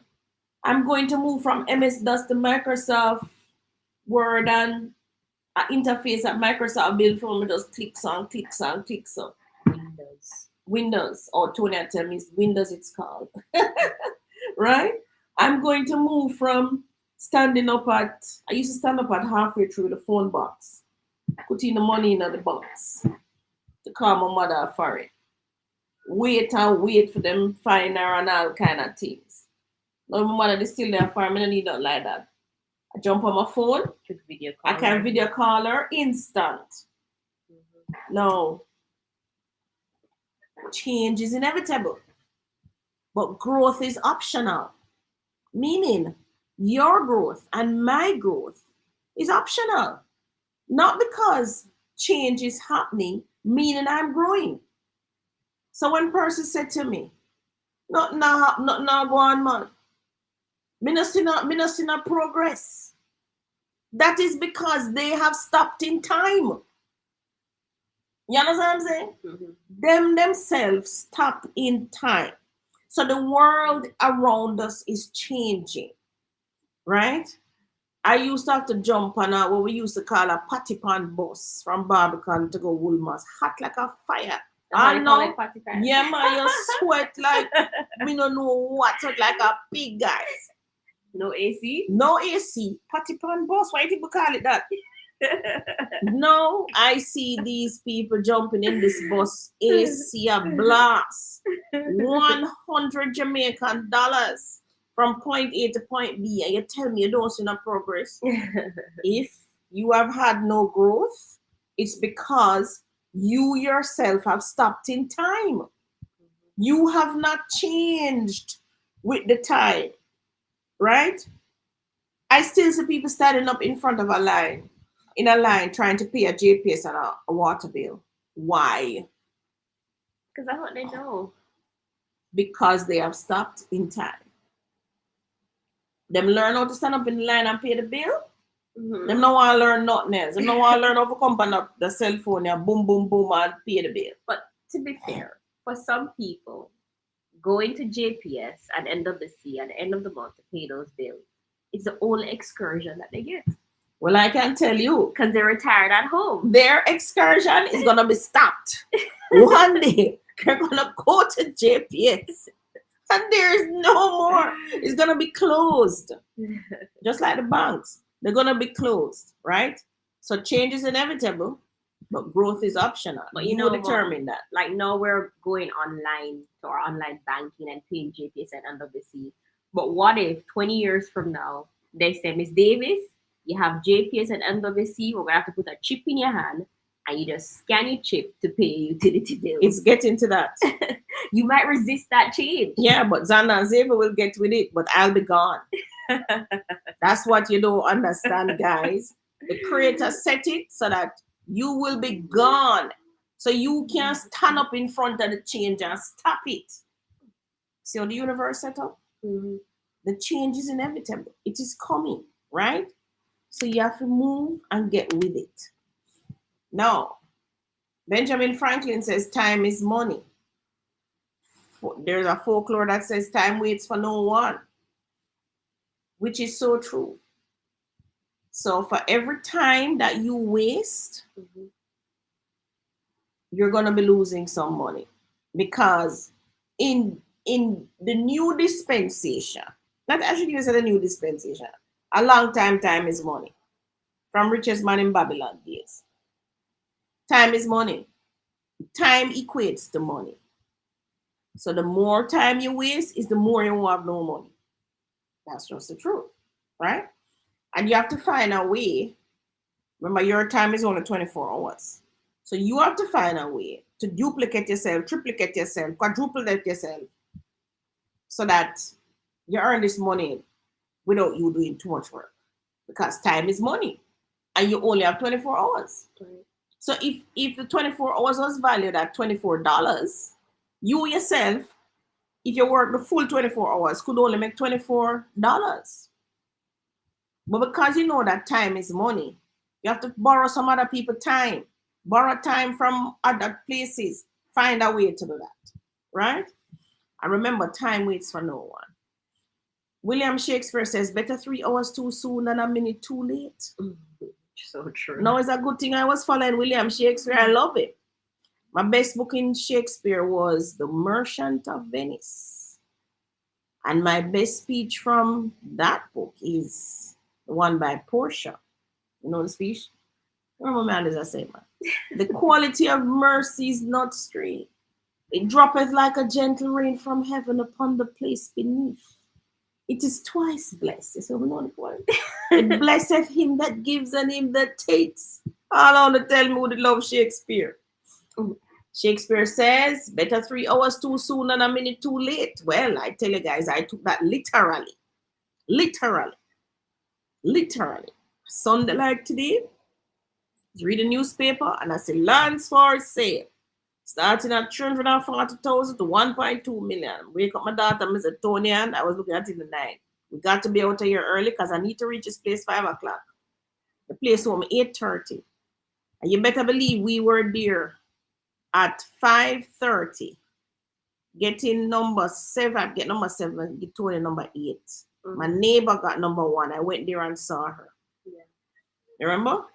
Better 3 hours too soon than a minute too late. Yeah, because a minute after 8:30, the numbers were finished. Yeah. And oh god. People who come to 8:30 never get no house. Yeah, very disappointed. Very disappointed.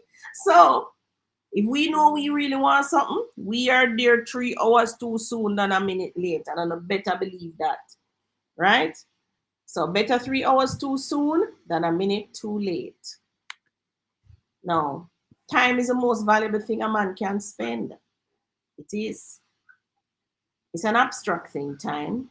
But if you find yourself, you love scroll on your phone, you're supposed to be at work to do this and that. You're supposed to get up and make sure you go check Mass run so that him can cut the lawn and him can do this and whatever you need to do with your time, and you're wasting it. I'm here to tell you, time is the most valuable thing you can spend. Benjamin Franklin says, lost time is never found again. So if you lose it, you can't find it back, right? So the key, Stephen Covey says, the key is not in spending time, but in investing it. So you can't spend time watching a movie. You can't spend time bird watching, right? You can't spend time doing all kind of things, doing laundry. Are you investing in time? Depending on what your definition of investing is. Right. So the key because is when not you watch Dynasty, you're very invested. I mean, you're telling me back. I am vested in dynasty. You know why? You know, there's a shows that I choose. I choose strategy shows. Mm-hmm. Because as funny as you think it, the same dynasty teach me enough strategy. Between Fallon and her father, I learn a whole heap of wheel and deal. Mm-hmm. Which is the same thing when I watch Suits. I learn a whole heap of wheel and deal. So the key is not spending time, Tony, but in investing it. You understand? I know, like the part where Blake bought up several small companies Mhm. just to squeeze the market on Mhm. another company. Yeah. Yeah. And I like the fact that they're bantering at the breakfast table. So they come to breakfast every morning. Mhm. And that's where they know about what this person, that person is doing. You know? So the key is not spending time, but investing in it. So I choose the shows that I watch because I'm investing time. Everyone thinks of changing the world, but no one thinks of changing himself. So we're leaving time now, we're coming to change. The both work hand in hand. So time is marching on, and so are things changing, right? But everybody wants to change the whole world. Well, you don't think of changing yourself, So that would be harder to do. is it? Yes, it is. So this man Leo is saying everyone thinks of changing the world, but no one thinks of changing himself. If you change yourself, you will see things differently. All right. Oprah Winfrey says the greatest discovery of all time is that a person can change his future by merely changing his attitude. That's true. When I was in the army, I went to England. I landed there in August, cold as ice. For me, coming from little Jamaica. It's your first time in the cold. First time. They First told time you- leaving the country. Did they tell you it was going to be cold? Oh, no. I was not prepared. Somebody gave me a coat, but I was not prepared. And let me tell you something, guys. For 3 months, I struggled. Myself and another young lady was there. She was from Belize. I was from Jamaica. We're the only 2 black girls there. And we struggled. We constantly complained about the cold, especially when you must get up in the morning and go do your running. Up, down, 1, 2, 3, whatever. Tony, and that's the worst ever. Just knowing that you get up out of your warm bed to go run in the cold. and to go run in the cold. And it's not tight, you know. I tell you, it was like crazy. Anyway, we used to have I think it's every month then we would have tea with the young men. They were on the other side of the campus. So we were ladies, we were on one side. So this is Royal Military Academy, Sanders. Those of you who went to that academy, you know, top academy in England for army officers, guys. So I think I was the first black girl I was the first army officer. Was I the first one who went to Sanders? I need to look back at my thing. I think I have a picture with my stamp from there. The Queen. We used to go have tea with the gentlemen. I'll never forget it. Royce, he was from Jamaica. He was also trained to be an army officer, but he was with the young men. Mm-hmm. And we would come together and have tea. I went over to Royce and I was talking to him. I said, Royce, I'm having the hardest time. I don't know that I'm going to go back to Jamaica. I can't manage this, the cold. Royce said, Claudia, change your attitude. That's all he said. That's all the man said. Never forget it. Life-changing lesson. Change your attitude. And Tony, mm-hmm.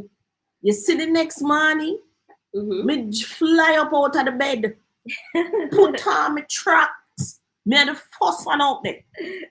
I was the first one out there.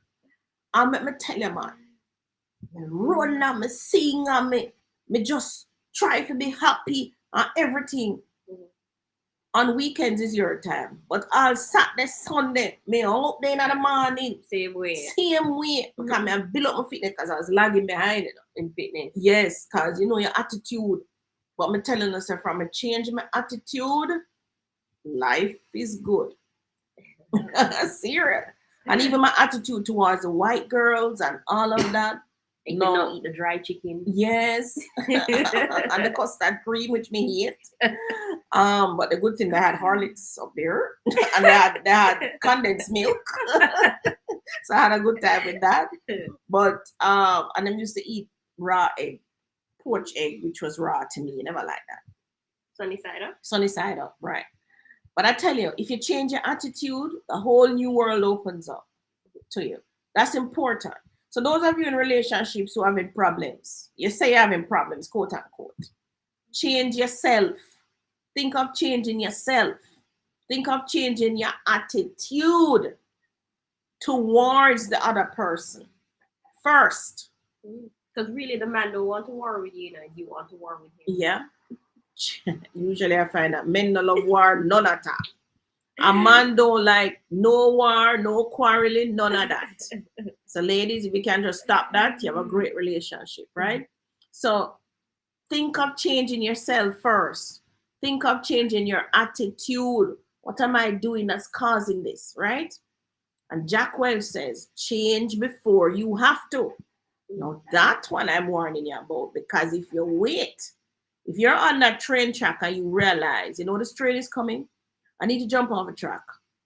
I need to turn and go in the other direction. Just let me go sideways, and you sit there pondering if you should make the turn or not.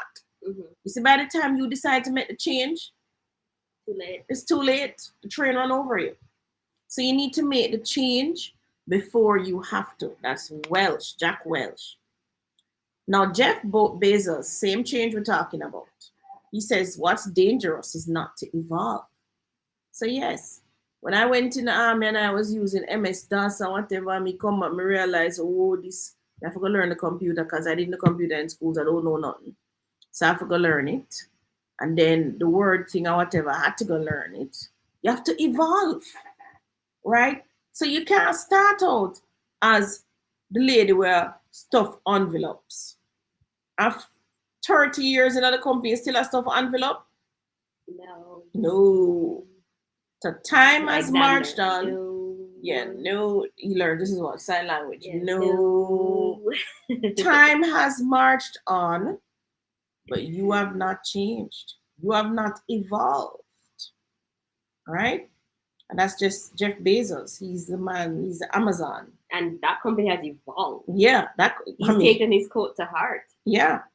Right? What's dangerous, he says, is not to evolve.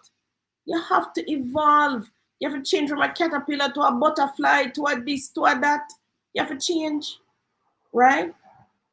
Jean Bon Jovi says, miracles happen every day. Change your perception of what a miracle is, and you'll see them all around you. So true. So true. So true. Every day I wake up, I see a miracle in front. Miracle happens every day. Just change your perception of what the miracle is, and you'll see them all around you guys. Now, this is the best one. Walt Disney says, times and conditions change so rapidly. So he has brought in time with change now. Times and conditions change so rapidly that we must keep our aim constantly focused on the future. Not the past, not the present, but the future. Because things are changing so fast, and I swear it was yesterday was Christmas. And we're now in July. So times and conditions change so fast that we must keep our aim constantly focused on the future. So those of you thinking of the past, and okay, so your grandmother died 10 years ago. All you're still thinking about is that your grandmother died. What's the future? What does the future look like for you? Do you need to go get your name on the title? Mm-hmm. Do you need to put somebody in the house? Do you need to clean up the house? What is it? What's the future? What you need to do to move forward? So you have to put your aim constantly focused on the future. Because remember, change is inevitable. You can't stop it. It's going to happen with or without you. The change is going to come. Right? Time is going to march on. With or without you, it's going to keep moving.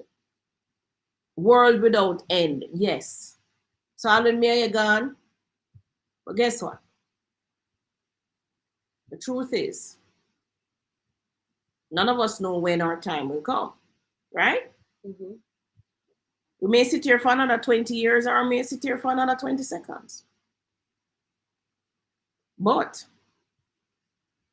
if you haven't prepared or made the changes necessary for the 20 years coming, what do you think is gonna?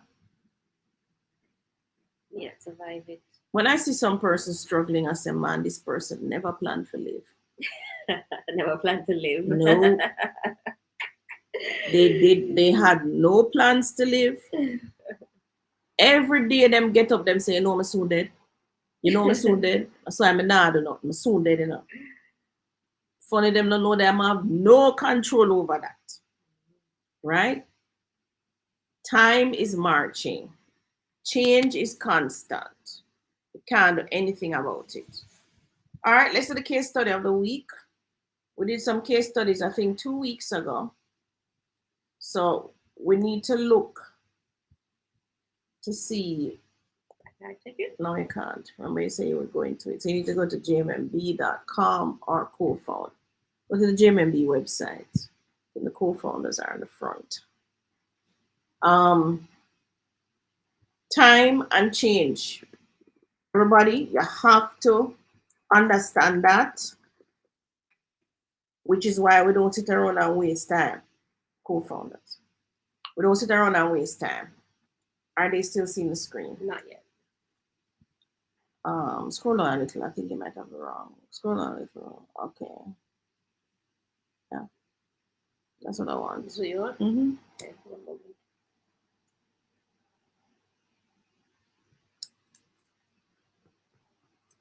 So when we did our case study on, I think we did with Cinco. Which other one we did? We did another one. We're looking at teamwork and how to build teams. So we're looking at Jamaican companies. One of the great Jamaican companies, this company, Jamaica Money Market Brokers.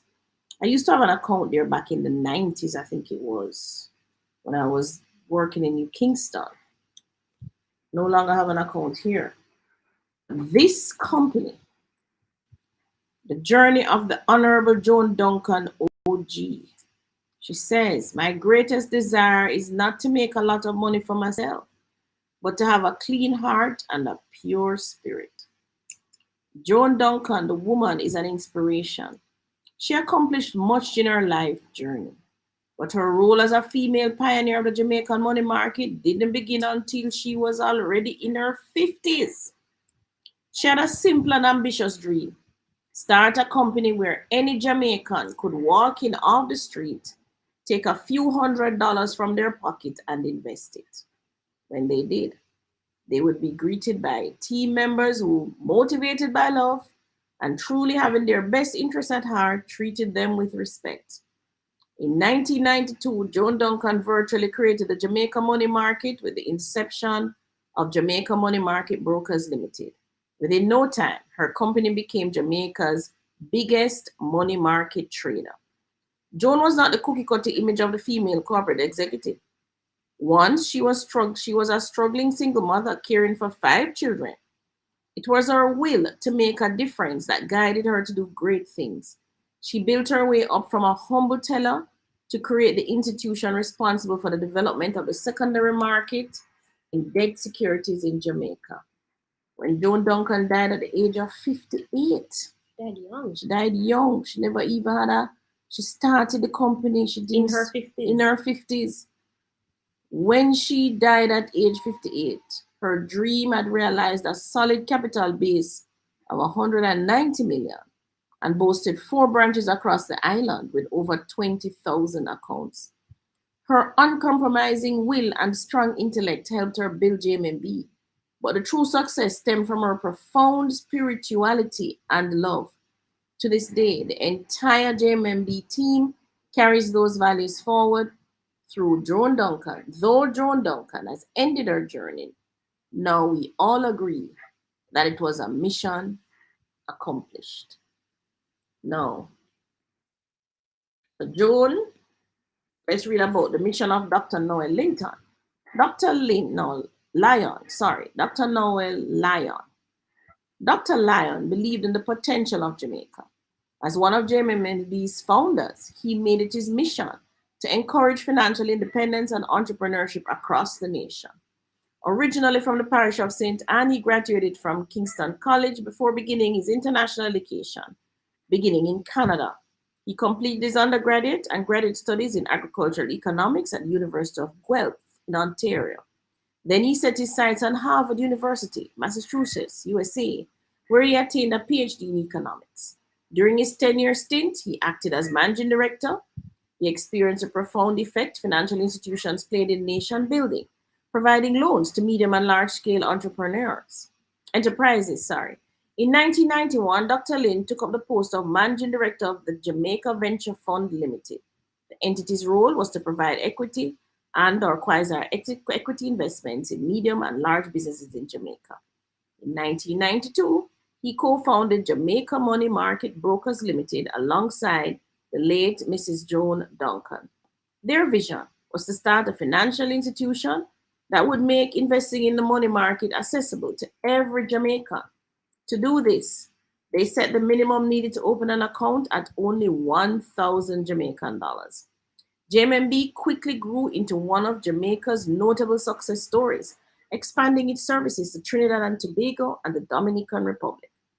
In line with their mission, JMMB has helped hundreds of thousands of Jamaicans to achieve their financial goals. Additionally, through its corporate social responsibility initiatives, JMMB has contributed hundreds of millions of dollars over the years to various nonprofit organizations and charities, especially in the areas of education, sports, health, youth development, and entrepreneurship. Dr. Lyon retired from the post of chairman of the board of JMMB Group on December 31st, 2016. Married with 2 children, Doc, as he is affectionately called by his colleagues, is known as a gentle and humble man who does not readily assume the spotlight, as he puts it. He simply wants the ability to be able to anonymously walk in New Kingston to go and buy a Jamaican patty. Well, Mr. Land, everybody know you know. What a nice gentleman and what a lovely lady. You see, guys, teamwork. They came together. All right, so let's look at the other one. They came together. And JMMB has benefited from time as well. So they have used time wisely, and this is the result of what has happened. They've also changed. So they're now a bank, right? They're now a bank. So they have made use of the change in times. Look at what's happening, and they have pivoted. Them don't stay stagnant.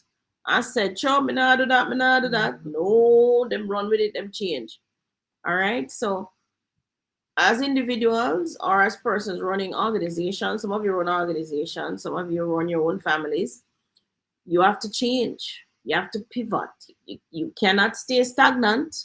That change is going to happen. And you need time to do what you need to do. So the Hendrickson family is, all right, so this is a 2012. So this is from way back 2012, guys. I'm deliberately going to read this one. Now it's 2022, but I'm going to deliberately read this. This family achieved way back 2012. Today we publish 6 of 15 stories on the nominees for the German Business Leader Corporate Award to be considered for nomination. All companies 50 years old or be able to trace roots to 1962 or before. The award presentation announcement of the business that will take place on Sunday, December 2. I don't even know who won it, but these are the people who own, I know it because I buy their bread, bakery company, National. So Carl Hendrickson does not easily back away from challenges. 60 years ago, the 22-year-old son of Mandeville's renowned businessman, Reginald Hendrickson, set out on an adventure to test the limit of his time as a baker. I never knew anything about business. I only knew how to bake. He says, I always ask how efficient can we be at this thing. If it's a technical process and we can do it better, we take a look at it. National Bakery Limited is the largest maker of breads, buns, and other baked items in Jamaica. Its founder is a mechanical-minded entrepreneur. He's soft-spoken, spare in statute, but is also full of grit. And over the years has developed a strong sense of endless possibilities. Some of those characteristics were immediately on display in 1952 when Carl set up National on Halfway Tree Road in Kingston. It's still there. It's still there, guys. I used to live in Kencut. I used to have a walk, come up to Halfway Tree and pass it every day. Also used to go to the Cable and Wireless phone booth, which is right beside it. So I know about that. This is bread. I used to buy a quarter of bread and butter from the shops. Same National bread. Hardware bread. All right. So some of the characteristics were immediately on display in 1952 when he set up National on Halfway Tree Road. Back then, the capital had a two-tier fragmented bread supply chain. At one level, the market was dominated by 3 large bakeries. Countless others, small and rudimentary in operation, flourished within the communities where they were located. Carl took a look at the industry and quickly figured out the elements that were missing. Within 6 years, his company was a market leader. See, he looked to the future, guys. Today, most people don't know who the Hendrickson family members are and perhaps don't even care. But is it a good bet that Jamaicans are more than casually familiar with the products they make and the services for which their companies are responsible? Everybody, I want you to follow me now, follow me good. The 4 children of Carl and Nell Hendrickson. Nell Hendrickson are Kevin, Lori Ann, Lynn, Kathy Kerr, and Gary Butch. So it's Kevin 1, Lori Ann Lynn 2, Kathy Kerr, and Gary, affectionately called Butch, are independent owners of the enterprise loosely referred to as the Hendrickson family business. Now, the conglomerate of firms is a microcosm of the very best that the Jamaican economy represents. Their combined empire spans bakery, tourism, manufacturing, agro-processing, farming, and packaging. National Bakery Limited has the most ubiquitous. What is pronounced? No idea. Maybe it's saying and easily recognizable products of all the companies. So it has the most presence, I would imagine, right? And easily recognizable products of all the companies owned and operated by this family.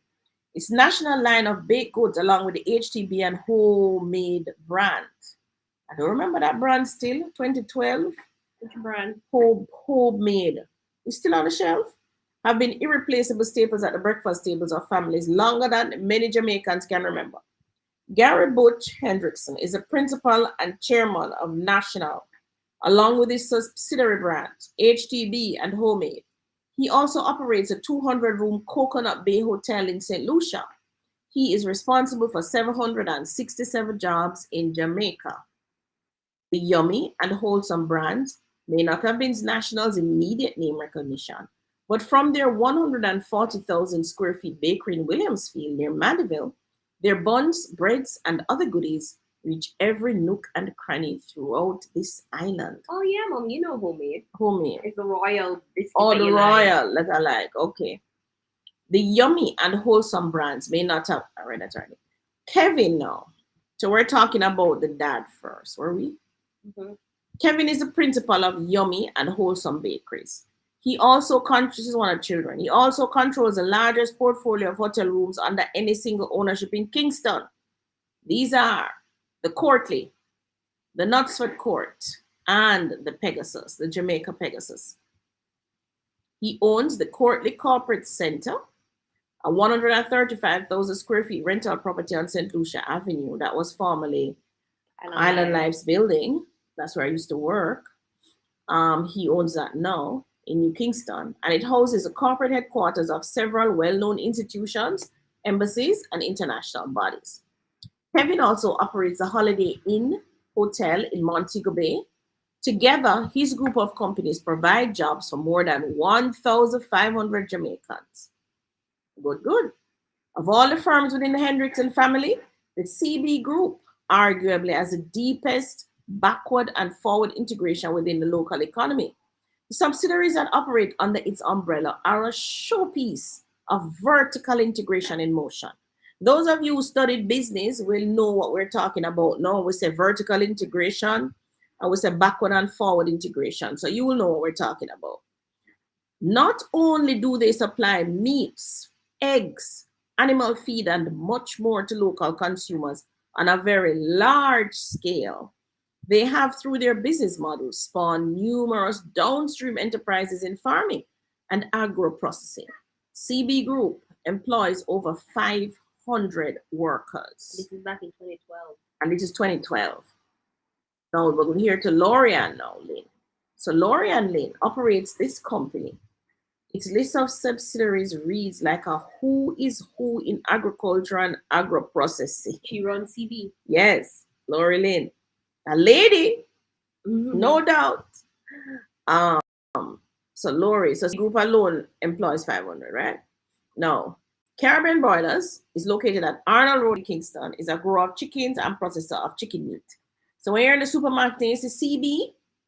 That is Miss Lori and Mrs. Lori. Sounds like she's a Mrs. Lori and Lynn's company, giving us the CB product of chickens, right? Now, Newport Mills Limited produces feeds to fatten just about every commercial livestock inside Jamaica. Yeah, when my father had this chicken thing, I had to buy the feed from Newport Mills. And that's where we get those chickens to that. The layers. All right. For over 25 years, its Nutramix brand has been the choice on farms that grows pigs. Tony. Oh, just take it off. That was an ad, guys. Its Nutramix brand has been the choice on farms that grow pigs, cattle, goats, horses, sheep, and poultry. It is located at Newport East in Kingston. Caribbean Hatchery Limited in Old Harbour, St. Catherine. CB Eggs Farm Limited in Bamboo, St. Anne. CB Foods Limited in Kingston. Copperwoods Farm Limited in Horton Court, Lucy. Newport Wharf and Storage Limited at Newport East, Kingston. And Newport Genetics in Old Harbour, St. Catherine. Now, if you notice, this is all over Jamaica. She has these things, right? Not just one place, everybody. Everybody can get access to it. Kathy Kerr controls the Sunset Group. Sunset Beach in Montego Bay, Sunset Jamaica Grande in Ocho Rios, and Sunset at the Palms in Negre. I've been at Sunset Grande. Yeah. The Hendrickson family of companies collectively churn out data that place them at the very pinnacle on the corporate totem pole in Jamaica, whatever yardstick is applied. They provide jobs for nearly 4,000 Jamaicans. Over the last 10 years, these companies have invested hundreds of millions of hard currency in expansion, plant upgrade, hotel acquisitions, and refurbishing. Time never stopped for them. They keep moving, changing. One need for change. One need for fling. One need for acquire. Because they made the Sunset at Ocho Rios very nice. Very nice, right. And they acquired it. Right. Their hotels have a combined room count of 2,300. These numbers offer a sweeping picture of just how deeply embedded the Hendrickson family companies are within some of the most important areas of the Jamaican economy. A closer look at a few of the individual components within this conglomerate provide another useful perspective on the way in which they are impacting the country. The National Bakery is a good place to start. In as much as its history stretches back to pre-independence Jamaica, and it is undertaking that largely provided the financial muscle on which others that followed suit were built, Carl was an immediate pace setter in 1952, setting up mechanized production lines which allowed National to introduce a revolutionary product to the Jamaican market, sliced bread. This was his first shot across the bow of his competitors. He upended the market by branding his bread and investing in a wrapping machine that delivered his product to consumers in sealed packaging. This was an obvious improvement on the existing practice of wrapping the product in brown paper sheet at the point of sale. So guys, we never used to get the bread in a bag. We used to get wrapped up in a brown paper when you go buy. Isn't that what you got? When? No. Me used to package it. Me used to. When you were young? No. I born 1966. By the time me born, him already put things in a bag. Wow. In 1955, National Bakery began distributing bread to Montego Bay and large town centers. The first time that a baker was attempting to reach beyond its narrow geographic confine with its products. So he didn't wait, him reach out, start to move. National success was swift and consequential. By 1957, the three former market leaders were forced into amalgamation as they sought to cushion the impact of the new and aggressive player. So who are they now? Can you think of another company now but National? Is them called Continental Bakery? That sell bread? Yeah. Which other company sell bread?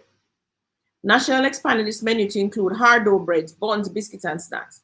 Carl was never the self-satisfied type, and he continued to push the limit of what National could achieve. His impatience for growth and perfection led him to invite American bakery giant Continental to take a minority stake in his company. We still had not reached a first world level where we wanted to go, he explained. They were able to bring the technical system and equipment to enhance our operation. That was 1967. So let's say partnership, everybody. This is what partnership does. Teamwork. Organic, that every Jamaican is afraid of partnering. Organic expansion of the 1960s gave way to an even more aggressive growth agenda in the 1970s. Acquisition of Wholesome Bakery in Mandeville, United Bakery in Maypen, and Hannatown Bakery in Kingston meant that National, already the market leader, was even more secure in its status as an unmistakable dominant player within the industry. Oh, they bought the competition. Bought all of them. Those early days set the trajectory of where the company is today. It remains Jamaica's largest, as a workforce of 767. And for the past several years has opened up new markets overseas, USA, Canada, and more recently in the UK. Exports have doubled within the past 3 years. Remember, this is a 2012. I'm reading, right? In recent times, hundreds of millions of dollars have been pumped into the company to upgrade every aspect of its operations, from the installation of a second hard dough bread line to more efficient ovens and ancillary equipment. The investments have made National a more environmentally friendly undertaking, while its more streamlined delivery fleet of 87 trucks, all equipped with GPS, is saving in money. The investments of the Hendrickson family members have not been restricted to National. Caribbean Boilers joined the Hendrickson family of companies in the late 70s as a rescue mission, having run into financial difficulties under the previous owners. It really took off in the 1980s after the family added Newport Mills Limited to its growing list of businesses. Newport manufactures animal feed, so it was a good fit.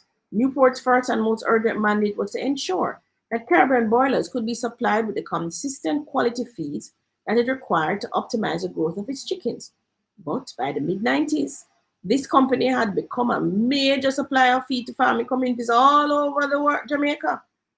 Lynn, as principal, has invested heavily in building her company's output capacity, improving its efficiency, and ensuring that the quality, traceability, and consistency of its feed are as such that they meet the most stringent standards of certification.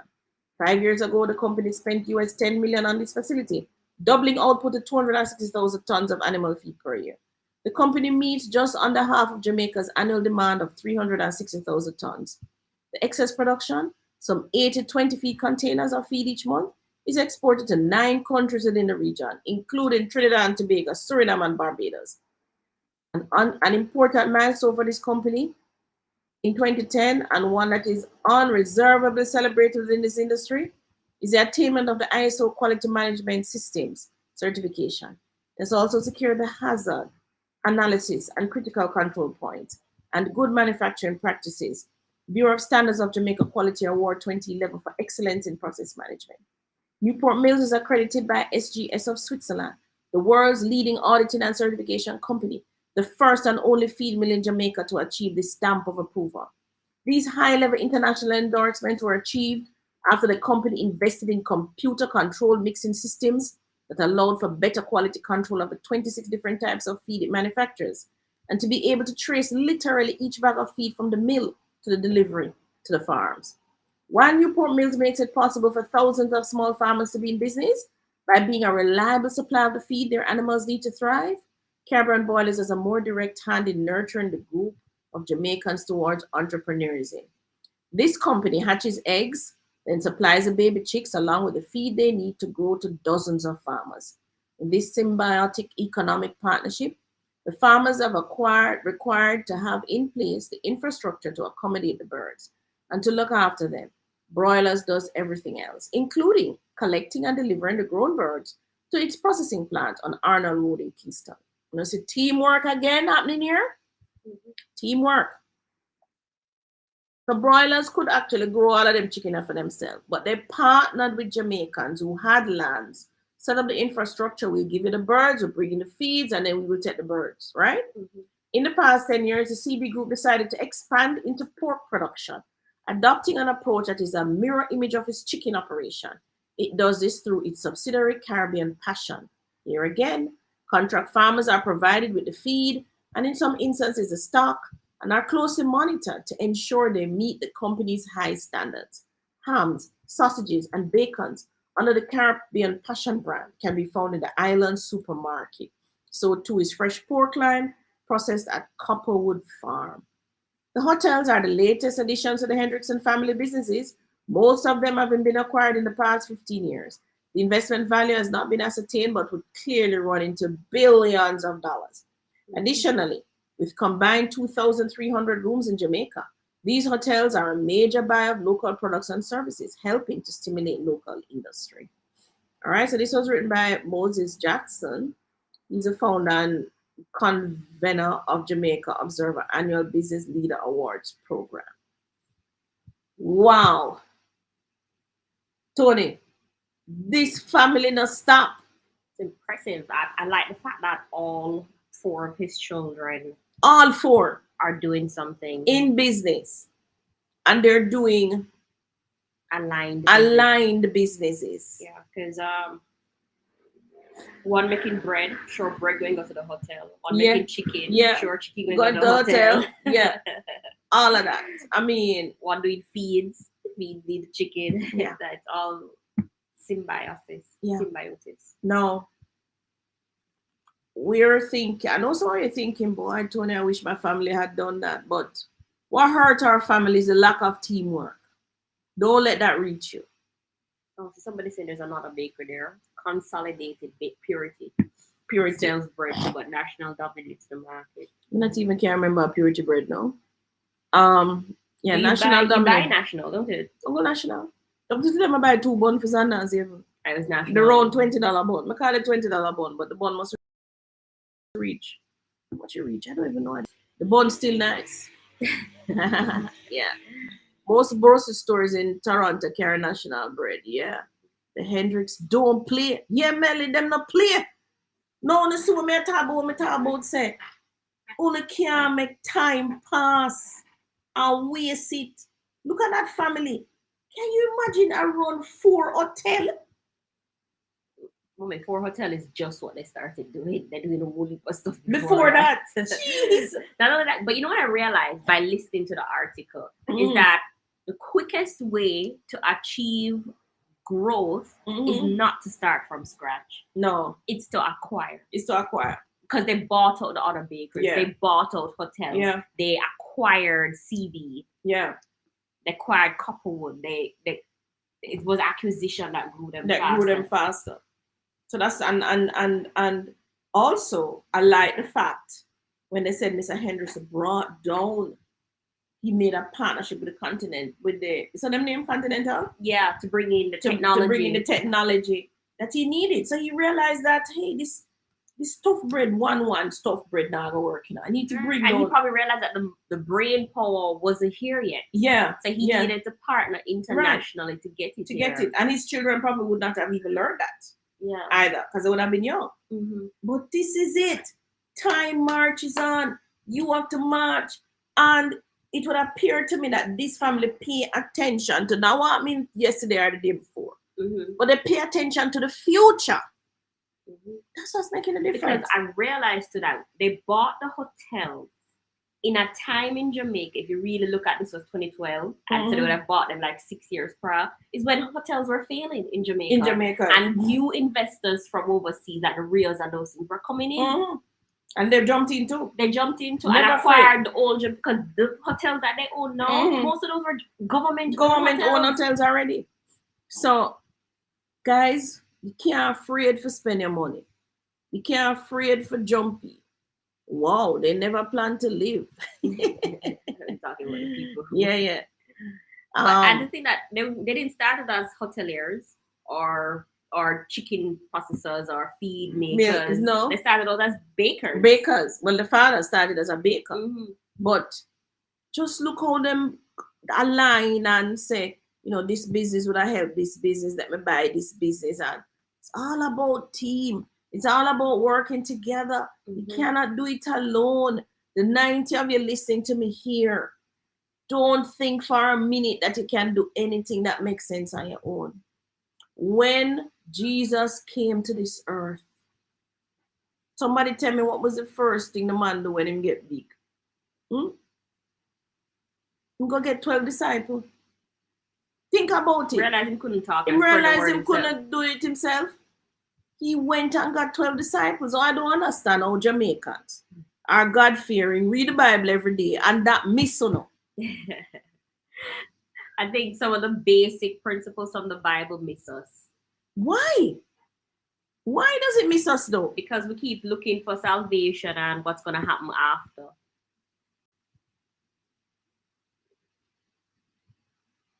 They're reading the Bible as a comfort for death instead of looking at it as a way of life for now. And they're reading the stories in the past. Yeah. So you're dwelling too much in the past. When you're reading the stories, you're to think forward. Right? Think forward, because nothing will change. Everything are the same. But it change. But everything is the same. The more things change, the more they remain the same. So you have to find the constant and work it. All right, let's get to the article. Oh, it's 5:10. But we need to look at this article. Don't leave it, guys. We need to look at the article. Okay, let's go. Here. Find it. Yes, Melody, the Hendricks don't play. I will show you these stories because you need to and one of the things that jumps out at me too is they stayed and built. They stayed in this country and built. That's one of the things that jumps out at me. You know? All right. Is this the article? Mm-hmm. Show the place. Are they seeing it on the screen? Yeah. Yeah, sure. You need to double check.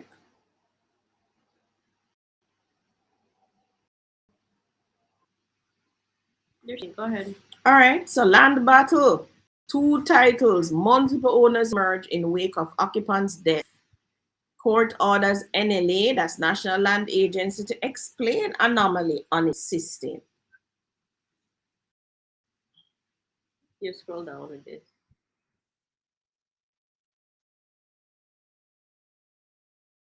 A developer is planning a multi-million. You can view the full article. I don't have the paper. Cracking. Why do you have the paper? Paper here. But I brought it up here to you. So you did it. Oh. You have the paper. I did it earlier, guys. All right. So let me find it. So those of you who want to really get to it, you're going to go and register Arduino online. All right. 2 titles. Multiple owners emerge in wake of occupant's death.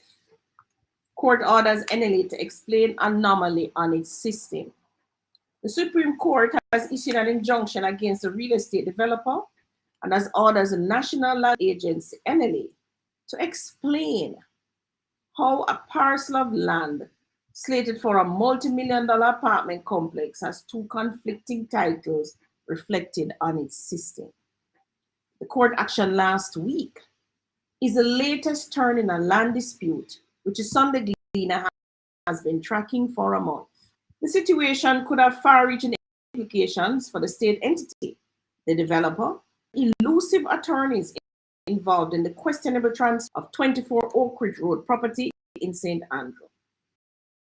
It is a small win for the children of Jenreen Bowden, a deceased woman listed in NLA's database as the decades-long owner of the property. They turned up at the long vacant. Listen now, you know.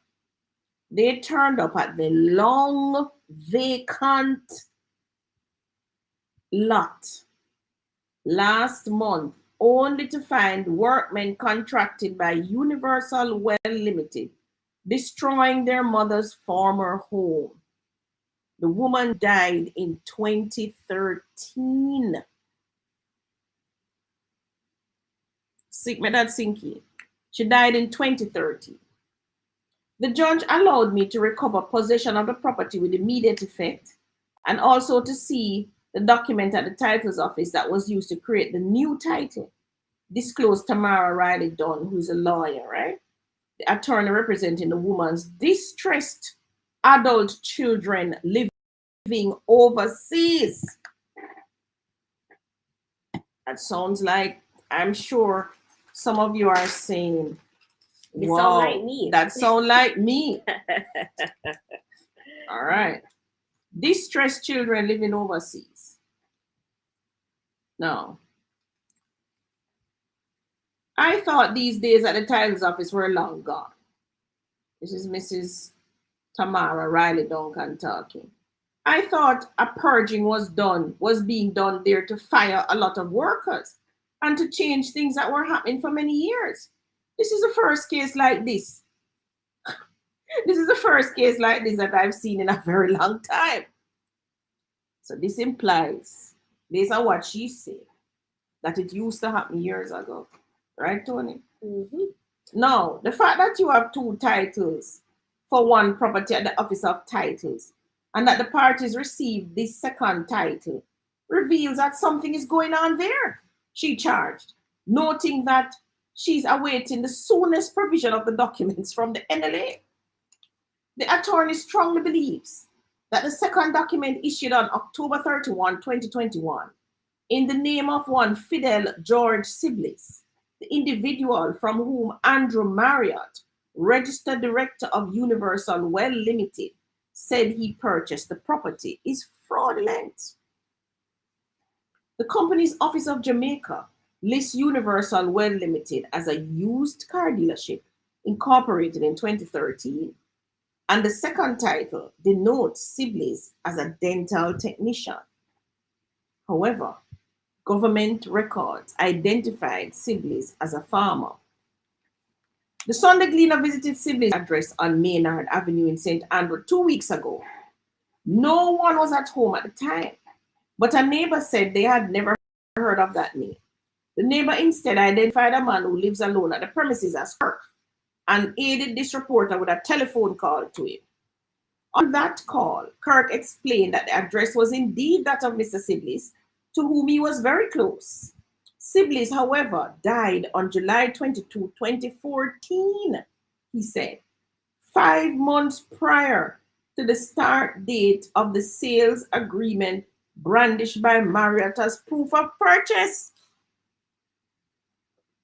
That dead man selling property. So the man died 5 months prior to the start date of the sales agreement brandished by Marriott as proof of purchase. Ironically, Kirk said he knew Marriott personally and that he knew of the controversial Oak Ridge property. Kirk said that he too was a developer. Even more bizarre, Riley Dunn said a middle-aged gentleman who identified himself as Siblis collected court documents delivered at the Maynard Avenue address. That person never turned up to the Supreme Court last Monday. Middle age? What age is middle age? Like 15? Last week, representatives at the Registrar General's Department could not locate a death certificate for Mr. Fidel George Siblis. There was, however, a date of birth, March 3, 1939, which means Mr. Siblis would currently be 84 years old. None of the details you gave match any records in our database. If he is indeed dead, the death has not been registered, an RGD representative explained to the Sunday Gleaner. NLA heads points to possible human error. Cherise Walcott, CEO and Commissioner of Lands at NLA, was slow to accept the possibility that fraud could be taking place at the state entity under her watch. She attributed the tale of the two titles to human error. Both titles were issued. I don't know how they were issued, but clearly that is something that the courts must look at, she said. Adding that such happenings are infrequent, as she pushed back at allegations of misconduct. Malfeasance means, somebody pronounces, malfeasance means there is some active role here, and that is not the case. As with any office, human errors happen, and I am not prepared to go that route unless a court of law looking at the facts says that there is something, she told the Sunday Gleaner. Right now, we're looking at whether there was an error on our side and what can be put in place to ensure it doesn't happen again, Walcott continued. Either one title was issued in error or what was sent to substantiate one of the applications had some misdescription of the property. At NLA, we cannot determine ownership. Only the courts can look at both facts and then advise us which of the two titles should stand. The Sunday Gleaner secured copies of both titles, and a caveat card on the second title lodged by the Registrar of Titles in April 2022 to prevent improper dealings. Further, Section 15C of the Registration of Titles Act, this means no transaction involving the second title can be made until the registrar is appeased. So apparently, they lodged this caveat in 2022 when it came up. The Tax Administration of Jamaica records still lists Bowden as the owner of the land and reflected property tax payments of more than $800,000 in property taxes paid between 2017 and 2023, which her children said they have honored. The first title had details of transfer of the land over many years, ending with Bowden. So Bowden was the last owner, that is the mother for the children. It, however, made no mention of Sibley's, although Sibley's title cites the first as the parent title. 2 weeks ago, Marriott told the Sunday Gleaner that he had purchased the property for more than $20 million, excluding the requisite fees, and presented a stamped copy of the second title and a sale agreement between himself and Sibley's as proof of the transaction. He indicated that all transactions were handled by his lawyer, whose name he declined to provide. He admitted that no title has yet been transferred to his name. Yet unabated, he continued his preparation for the apartment complex. About 3 different sets of people have come here in all. About 7 of them came saying they own the property. One set said they came from a church and that the lady willed it to them, charged Marriott. But if someone willed you a property, why are you coming now making a claim when the property was advertised in the paper? We paid for it and everything. If your father and mother died, now listen to this, guys. This is the man who bought the property, Marriott. He's saying, and I want you to listen because he makes a very good point. If your father or mother died for how many years? Why up to now you have not done the administration or looked about the title? This is what I'm talking about. He says administration. When somebody asked the question earlier, and I said do administration without will. So he's talking about that. Why up to now have you not done the administration and looked about the title? He continued, explaining that it was his lawyer who identified the property and soon after money changed hands via the said attorney. Marriott claimed that he had never met Sibley's nor Sibley's attorney. I would like to know who is the attorney who assisted this person to do these things. Charge Riley Dunn.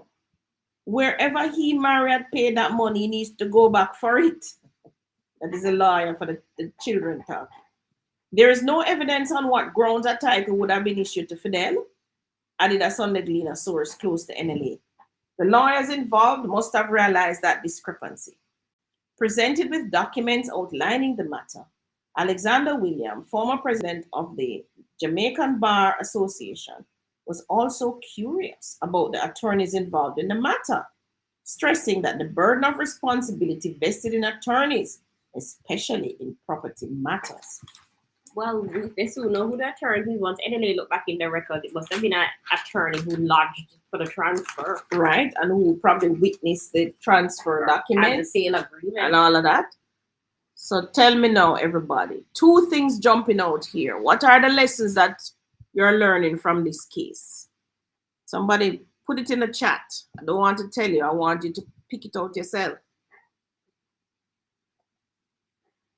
2 lessons here jumping out at me. Tell me.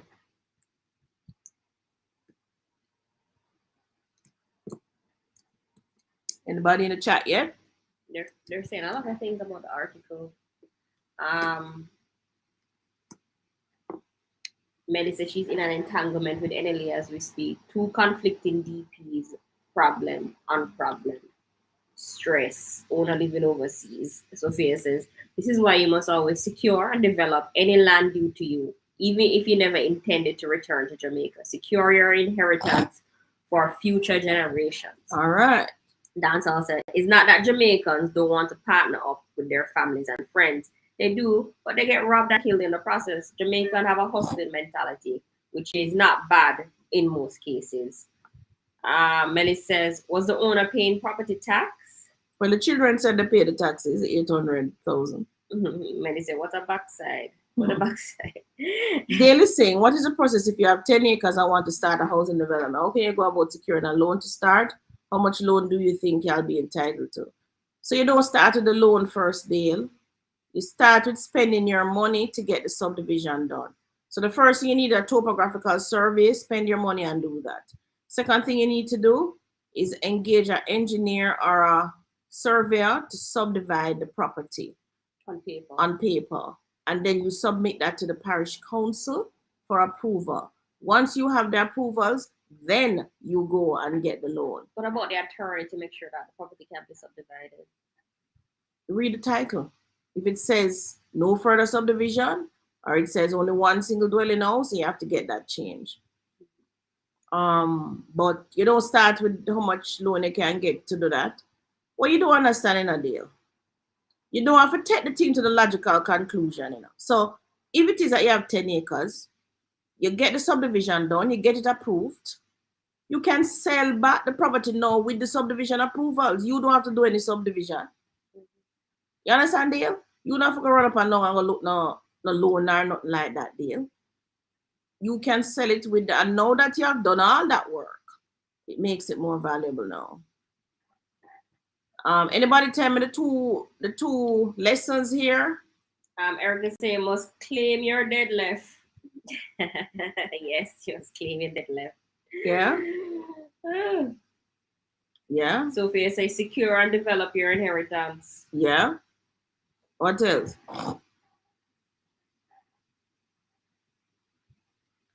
First thing, those of you who have left parents here in property need to understand that you have a responsibility. You notice somebody comes and say the woman will it to the church. Them could only say that because that lady is out here and she's vulnerable on her own. Everybody gonna leave this lady. When your parents get to a certain age and stage, you either need to take them with you wherever you are, or you need to come to them. Somebody needs to make the sacrifice and give up and get back here. I'm not saying that with water out of my mouth. May I say that big and bold and serious. A lot of children who went overseas have left their parents out here in vulnerable conditions, almost as if they turn on the back and they don't care. Right? I cannot see how you could possibly, your parent has died. So that's one. Once your parent get vulnerable, so like I tell Tony, once you see a young boy drop and down in the front of my car, just invoke a power of attorney right away. Because your mother gone crazy. Yeah, your mother, man. So no matter wait. Don't wait. Right? You need to invoke the power of attorney. take over everything and do what you need to do. No matter wait for your mother. Because your sister is mentally she gone. Right? If you realize that everybody gone and your mother alone leaving this house, vulnerable. Yes, the Jamaican society is harsh. Right? Vulnerable. So you have to take charge. Somebody, one of you have to make the sacrifice and come back home. And if you have a father out here too, you need to be there. Yeah, one of you need to come back home. Where's this lady already have a house? Right? So somebody needs to come back home. If it is now you make preparation for somebody to live there. Although I've seen that gone haywire. Right now, there's a case where they got a caretaker to take care of their father. The caretaker get in tune with the father. That's what we're calling it, getting tune. Yeah, that's what we're calling it. When them do come, when the man died and the will was presented, guess who get the house? The caretaker. So now them are fighting a court for said him never and I'm sound mind and him never this and da.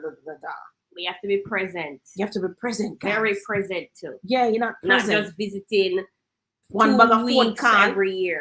Come on. Somebody have to make the sacrifice.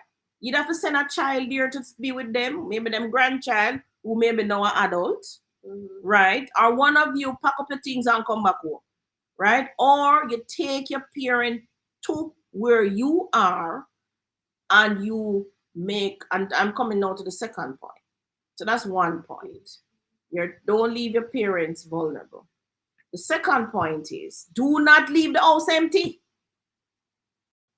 I've seen too many properties in Jamaica. Guys, in Jamaica, somebody going to the house and sit down in there for 12 years, they're going to claim adverse possession. It's not even that leave the house empty only, but you know that your mom is getting older in age. Why are you waiting for debt to transfer the house to you? All that. Your name could have been on that title. If 5 people named upon the title, it would have harder for the people. Adverse. Yeah. Because they might have find 5 people. Right? So, and then when them check the lady, when she buy the things, when them look on the property, I said, but the lady I buy this someone, the lady at that age, check death certificate, lady dead. Boom. How easy it is. And you look and you see the place empty, nobody's paying it any mind, could all bush up and everything. No. You must take charge of the places. You rent it out, right? And I would say rent it out properly. Don't just put Miriam and Sue and say them a caretaker. That no work. I know, because I mean, but I don't understand these children. I mean, their mom died from 2013 and they just leave the house just so. Them rich, they're foreigner rich. Apparently, and I told you that at Oak Ridge, the man get a deal for 20 million. Yeah, get a deal. Get a good deal. So, you that's the second point. Do not leave the property unattended and empty. It's best that you rent out the property, right? Properly. Better you rent it out properly to somebody. You know what I think happened? I think the mom left the house in probably a poor condition and they couldn't agree among themselves who must fix up the house. Yes, so them leave it. So everybody just leave it. And then the neighbor probably called somebody and said, "What? I see your house in the house developing. What happening?" And then fly come down here. But you have to understand, possession is 9/10 of the law. Is who is in possession, the judge going to look at. Because you're not the landowner, you're the landholder. There's a difference. Want to look it up, right? So the lords are going to look at who is in possession. So if you are not in possession, paying the taxes don't mean you're in possession. That's the other thing. So when somebody dies, sort out the business early. No will, administration without will. A will is left, probate the will. So if you have a will, you're going to probate the will. If you don't have a will, you're going to go administration without will, which is the same thing. It's just that you're administering because you don't have no will. It's called administration without will. But you know what? They come early because what if this developer had developed this into a high-rise apartment complex? They would come and now have to battle with probably 20 to 30 new homeowners. Can you imagine? They would have lost it. Totally. Yeah, because the judge would have said, look, 20 families now live on this. We can't just give you back. No, but possession. Yeah. Don't forget that, these 20 families would now be in possession, right? So everybody, if you're family, if you are one of these who have left, gone overseas, or even moved to Kingston, and leave properties in the country or wherever, leave them unattended, mama and papa pass and whatever, you have it there lock up and you're not doing it, you need to do something. You need to do something. You cannot just leave your, as somebody said it, it's like a scorned inheritance. Just think about it. You work so hard to buy a house, raise your children, 30 years. You pay this mortgage, and everybody bolt. Yeah, I know. And to think they probably can't even afford Oak Ridge now on the open market. Everybody bolt. True thing. Do not leave your vulnerable elders alone in their old years. Don't do it. Right? You have to pay attention, guys. But this would never reach an Asian family. No. Both Indian and Chinese. No. This would never reach them, No, First of all, them all live in them house. Yeah. Them all living in them house. Them not leave no house with nobody in it. By themselves. Everybody is together. Yeah. And if them have other properties, them rent them out properly. You have to pay attention. I just don't know why Jamaicans have this we don't want that. Come on, guys. The wealth is in the land. The wealth is in the land. Don't leave your elders vulnerable. All right? For real, Tony, listen to your mother. What was I say? Whenever these white and blue collar thieves see old people, they run in. Keep a close watch, people, both here and overseas. Yes, True. Sophia. True. Because what happens to overseas too is that the loan shark, them run in and give the elderly people loans. And then when the person dead now and you come, you get a house with a loan on it. What's the point? Come on. Do not leave your elderly people, your vulnerable people, unattended. You have to pay attention. Father Ola. Some more Father Ola. It says, Father Long Ministries for the Poor. Bad them way. I don't know what. But I don't know what you're talking about. Bad them way. Many. I think they assumed he was vulnerable and never had a plan, try a thing, and it failed even though it's taking long. Yeah. Them see the place there. No said the lady died. Nobody in sight. But what them never planned for was a chatty neighbor. To call the people them and say, listen, this happened, come. Yeah. All right. Was watching Thorpe in YouTube and a man was saying how he bought land in the 70s and left it. He lost it because he came back too late. Yes. Yeah. So for Christ, Miss Claudia, enough people have land and house at Jamaica and don't manage them. Who want can't get and who get no want. What a problem. True. So true. You know how many persons have properties out there where people squatting are right now? No. And you know the worst part? You go overseas and you work so hard. And you can't even buy a house. So hard. Yet you leave 10 acres of land out here. A free land too. Free land. Free to you. You could have cut off 1 little acre, sell it and build a house for the 9 acre. I don't understand. And like I saw this thing that says, you leave Jamaica to go foreign to work, and then you come back to Jamaica for vacation in the land where you run. Something to that effect. Don't be too foreign-minded, people. Remember where you come from. That's Sophia. 1, 2, 3 hour. Sign text with language is crucial under this admiral law on the land. Syntax, yeah. Syntax? What does that mean? 1, 2, 3. You have to explain that. We're not so sure what you're saying. Melly, they probably see the value and now running back only to find Fidel and friends. Me can't manage.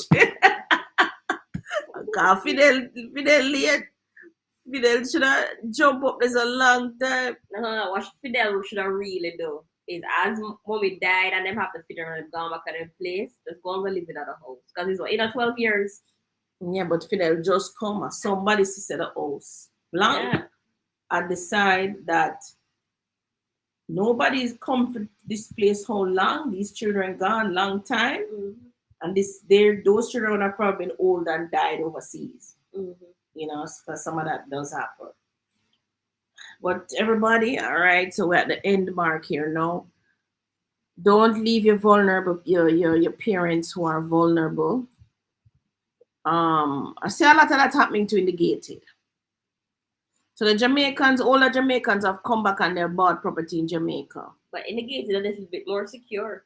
Because not anybody can get through the gate like that. Right. To access the property. Right. But I see a lot of older people, they're on their own. Yeah, they're on their own. They're on their own. And children just disappear. And to think that some of these older people earning more in a pension or whatever than what these children are earning day to day. I mean, come on. I mean, I know Max not come on. And the thing is that they're not using it, they're just using barely maybe quarter of their pension to buy like a hard dough bread. They're not using pension. The money I pile up in the bank. Yeah.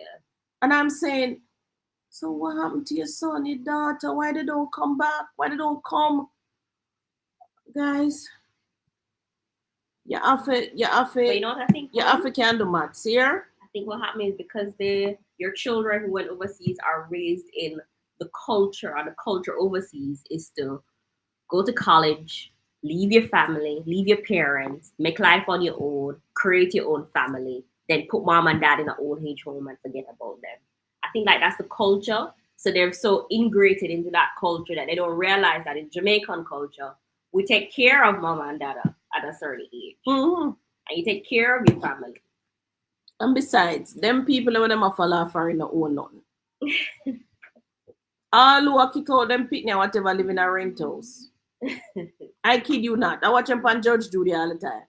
Mm-hmm. It's rent. Them a quarrel about rent money and whatever. Why is them? Because I'm not paying me part of the rent that I'm supposed to pay me. Please. So you have to understand that the wealth is in the land. Oh, I was a landholder versus landowner. Yeah. The wealth is in the land, right? And you have to understand that it's not the greenback. We don't call it the greenback or the money, the actual cash that the wealth is in. Because the truth is, when you convert the real estate, the land, to some cash, is cash worthless? Very worthless. It's worthless. Immediately it's worthless. You better try to convert that back to real estate again real fast. Somehow, some way. And you have to put more money on that to buy the real estate too. So, all a place like Oak Ridge now, that should be in your family. That is something that you keep in your family for inheritance. That's not something you leave and gone. Mm-hmm. It's not. And even if one of the children did just stay, just one. We don't need everybody to stay. We just need one. Mm-hmm. Right? Just one. Just stay and take charge of the place. They didn't even have to stay. They just needed to do the proper thing from the start. Yeah. Didn't do the proper thing from the start. You have to pay attention, guys. I bet they couldn't agree who to spend the money to administrate the will. That's all. Yeah. Can't figure it out. Nobody don't want to spend the money. So we have to understand that in life we have certain responsibilities, right? And if we don't take charge, we don't take charge of what it is, and we have to understand. I don't think Jamaicans understand inheritance. They don't understand. They don't teach it at school. Everybody wants to start from zero. Why do you want to start from zero? Why? But we're a young nation still, I don't think it's just now people are truly understanding inheritance. Tony. Because I think, to be fair, Mommy, your generation of parents probably didn't even tell you they bought property. No, they didn't. So Find you out don't. afterwards. Yeah, it's after them dead. You're like, but wait, daddy did own this, You don't know. and they didn't leave no will. And them not leave no will, and them really not pass down nothing to you neither. That's Yeah. a generation. But Because they don't know they must pass it on. yeah, and the truth is, back in the day, property was easy to buy. I mean, Mm-hmm. it was so cheap. It was easier to buy. But there are a lot. Every family in Jamaica can talk about their family land. Mm-hmm. So they're not so destitute. They can talk about their family land. But guess what? Not working together, We just Not- start teaching inheritance in not school. harnessing it, not putting it to use. Like what's his name that says him have 10 acres. Are you worried about the loan to develop it? That's not where it starts. Remember, everything in life starts with 1, 2, 3, A, B, C. That's what we learn in school. You have to start at number 1 to reach number 2 to reach number 3. You can't jump from 1 over in a 4. If you notice, all the case studies that we have done, these families start at 1. Then they move to 2 to 3 to 4. Mm-hmm. That's a logical way it is done, everybody. But Jamaicans don't want to jump over the thing like say, you don't want to build a bridge. You don't just want to stand up here and jump over the water over this and think you're not going to reach. No, you're going to break your foot a million times. We have to. And you don't want to ask anybody to help you to build a bridge. You have to work together to build a bridge. Right? And then another thing is, Jamaicans have this mentality, because I've seen it all the time. Me nah do nothing, because I'm going to benefit in him nah do nothing. Me nah do nothing because if you make him eat a food, it nah happen. True. So guess what? That food could be valued 50 million, and your portion of 10 million. But because you don't want the rest to eat no food, Because the rest will eat $1 billion. It's not even a big portion of the person might get it, but just the mere fact that they're getting a piece is why you don't do it. When you say cut off you, one knows to spite your face. Everybody, this is a very good example of abandonment, not paying attention. You abandon the property. Mm-hmm. The judge might look at it like that too. You abandon the property. But I'm sure the judge will probably clamp down because they realize something happened here. Something chickini. Well, we can't say chickini, we don't know, but something happened. Whatever it is, they will find it out in due course. Mm-hmm. Because they will have to produce the records inside of the NLA and figure out what happened. But don't let that be you. Make sure all your properties, if you have land, you fence it. Tony, if you go fence land. If you have land, you fence it. You're guilty of that. Put up the sign, no trespassing, no dumping. I'll put your phone number up on the sign. Say, this land belongs to Claudia Davis. Any problem, call me at. Do that. Do that. If those children are just written up them phone number up on the house and everything, Mm-hmm. somebody would have called them, right? Mm-hmm. Also, Somebody did call him though still. they blundered in not doing the administration immediately. That was a major blunder. They Then should it have says, done that first. When can we get communication about the partner plan? Oh, we still, how many names do you have now, Tony? I haven't counted. You want to check it? Sure. How many you have? But NLA was careless, could be. The box should have stopped there. Nope. Some folks at NLA are corrupt. Well, we're going to find them out now. I'm wondering if they did it on the adverse possession. Ooh, could have, but the man was on the property. Oh, it could have been adverse possession. You only can get adverse possession if you're in possession. So I name adverse possession. It must be in possession. So yes, it can. A legitimate adverse possession is legitimate. But you have to be in possession, meaning you live on the land, you tie out goat and cow, and you farm the land, you fence the land, and you take care of the land. 35 people. All right, so we have 35 persons so far. All right, so we can.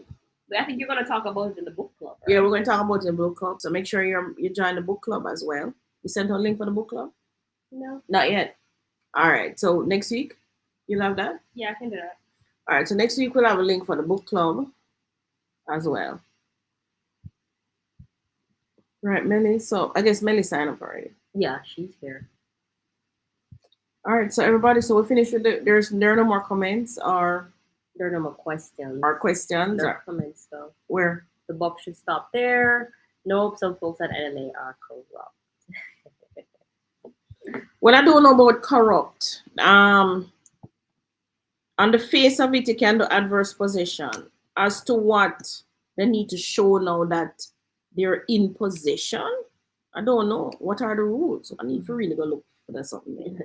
So he said she don't think there was no adverse possession. God just revealed the thievery and wickedness in his agencies. Oh my gosh. Well, guys, don't make that happen to you, right? Because it's gonna be an uphill battle. But you know, if you had done the right thing from the start, this would have reached you. Yeah. So somebody have to take the blame. You can't leave your property unattended. The law is very clear that you're in possession of this property. You're the landholder, and you only have the land so that you can do something with the land. You know, you can use the land to benefit your family. That's why you have the land. So use it. All right. Please repost a partner link, Tony. You posted it earlier. I know.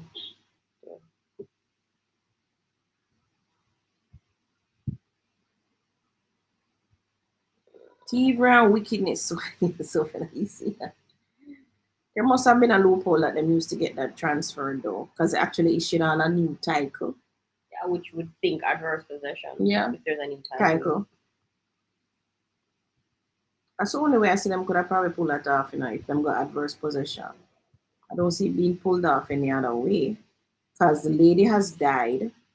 Is there a note of death? So, and she alone. So there's nobody else to sign a transfer. So if there's nobody else on the will on the title to sign a transfer, it's only adverse possession them could have used. Mm-hmm. Because lady in our life to sign the transfer documents. It's only that them could have used. That's what I'm thinking. Okay, there's a partner plan, guys. Unless they had a will and they did administration. All the church crazy. Then the church would have a will. Why the church ever administer the will? All the church blunder. The church blunder. Guys, the church, if you have a will, go before the court. This is the will and thing. They met the people them now would have to come prove now. Said their mother was of unsound mind or some chicken did go on. But they would have a hard time to prove that against the church. True. So the church, if the church had that will and the church had administered that will, and worse if the lady was a long-standing member of the church, them couldn't get that again. The church would have gone with that. Yeah. Boy, everybody, this will laugh now, but it's a serious matter. Please don't let this happen to you. They said the property taxes were being paid by the kids. Yeah, but that don't mean no. Paying property tax don't mean in possession. Yeah, not only that, you can pay all 7 years worth of property tax in one day. Yeah. That don't mean nothing. That don't mean anything. So, plus a new title was issued. So, did they transfer? They never transferred it. I don't understand all that. The property tax normally could have transfer.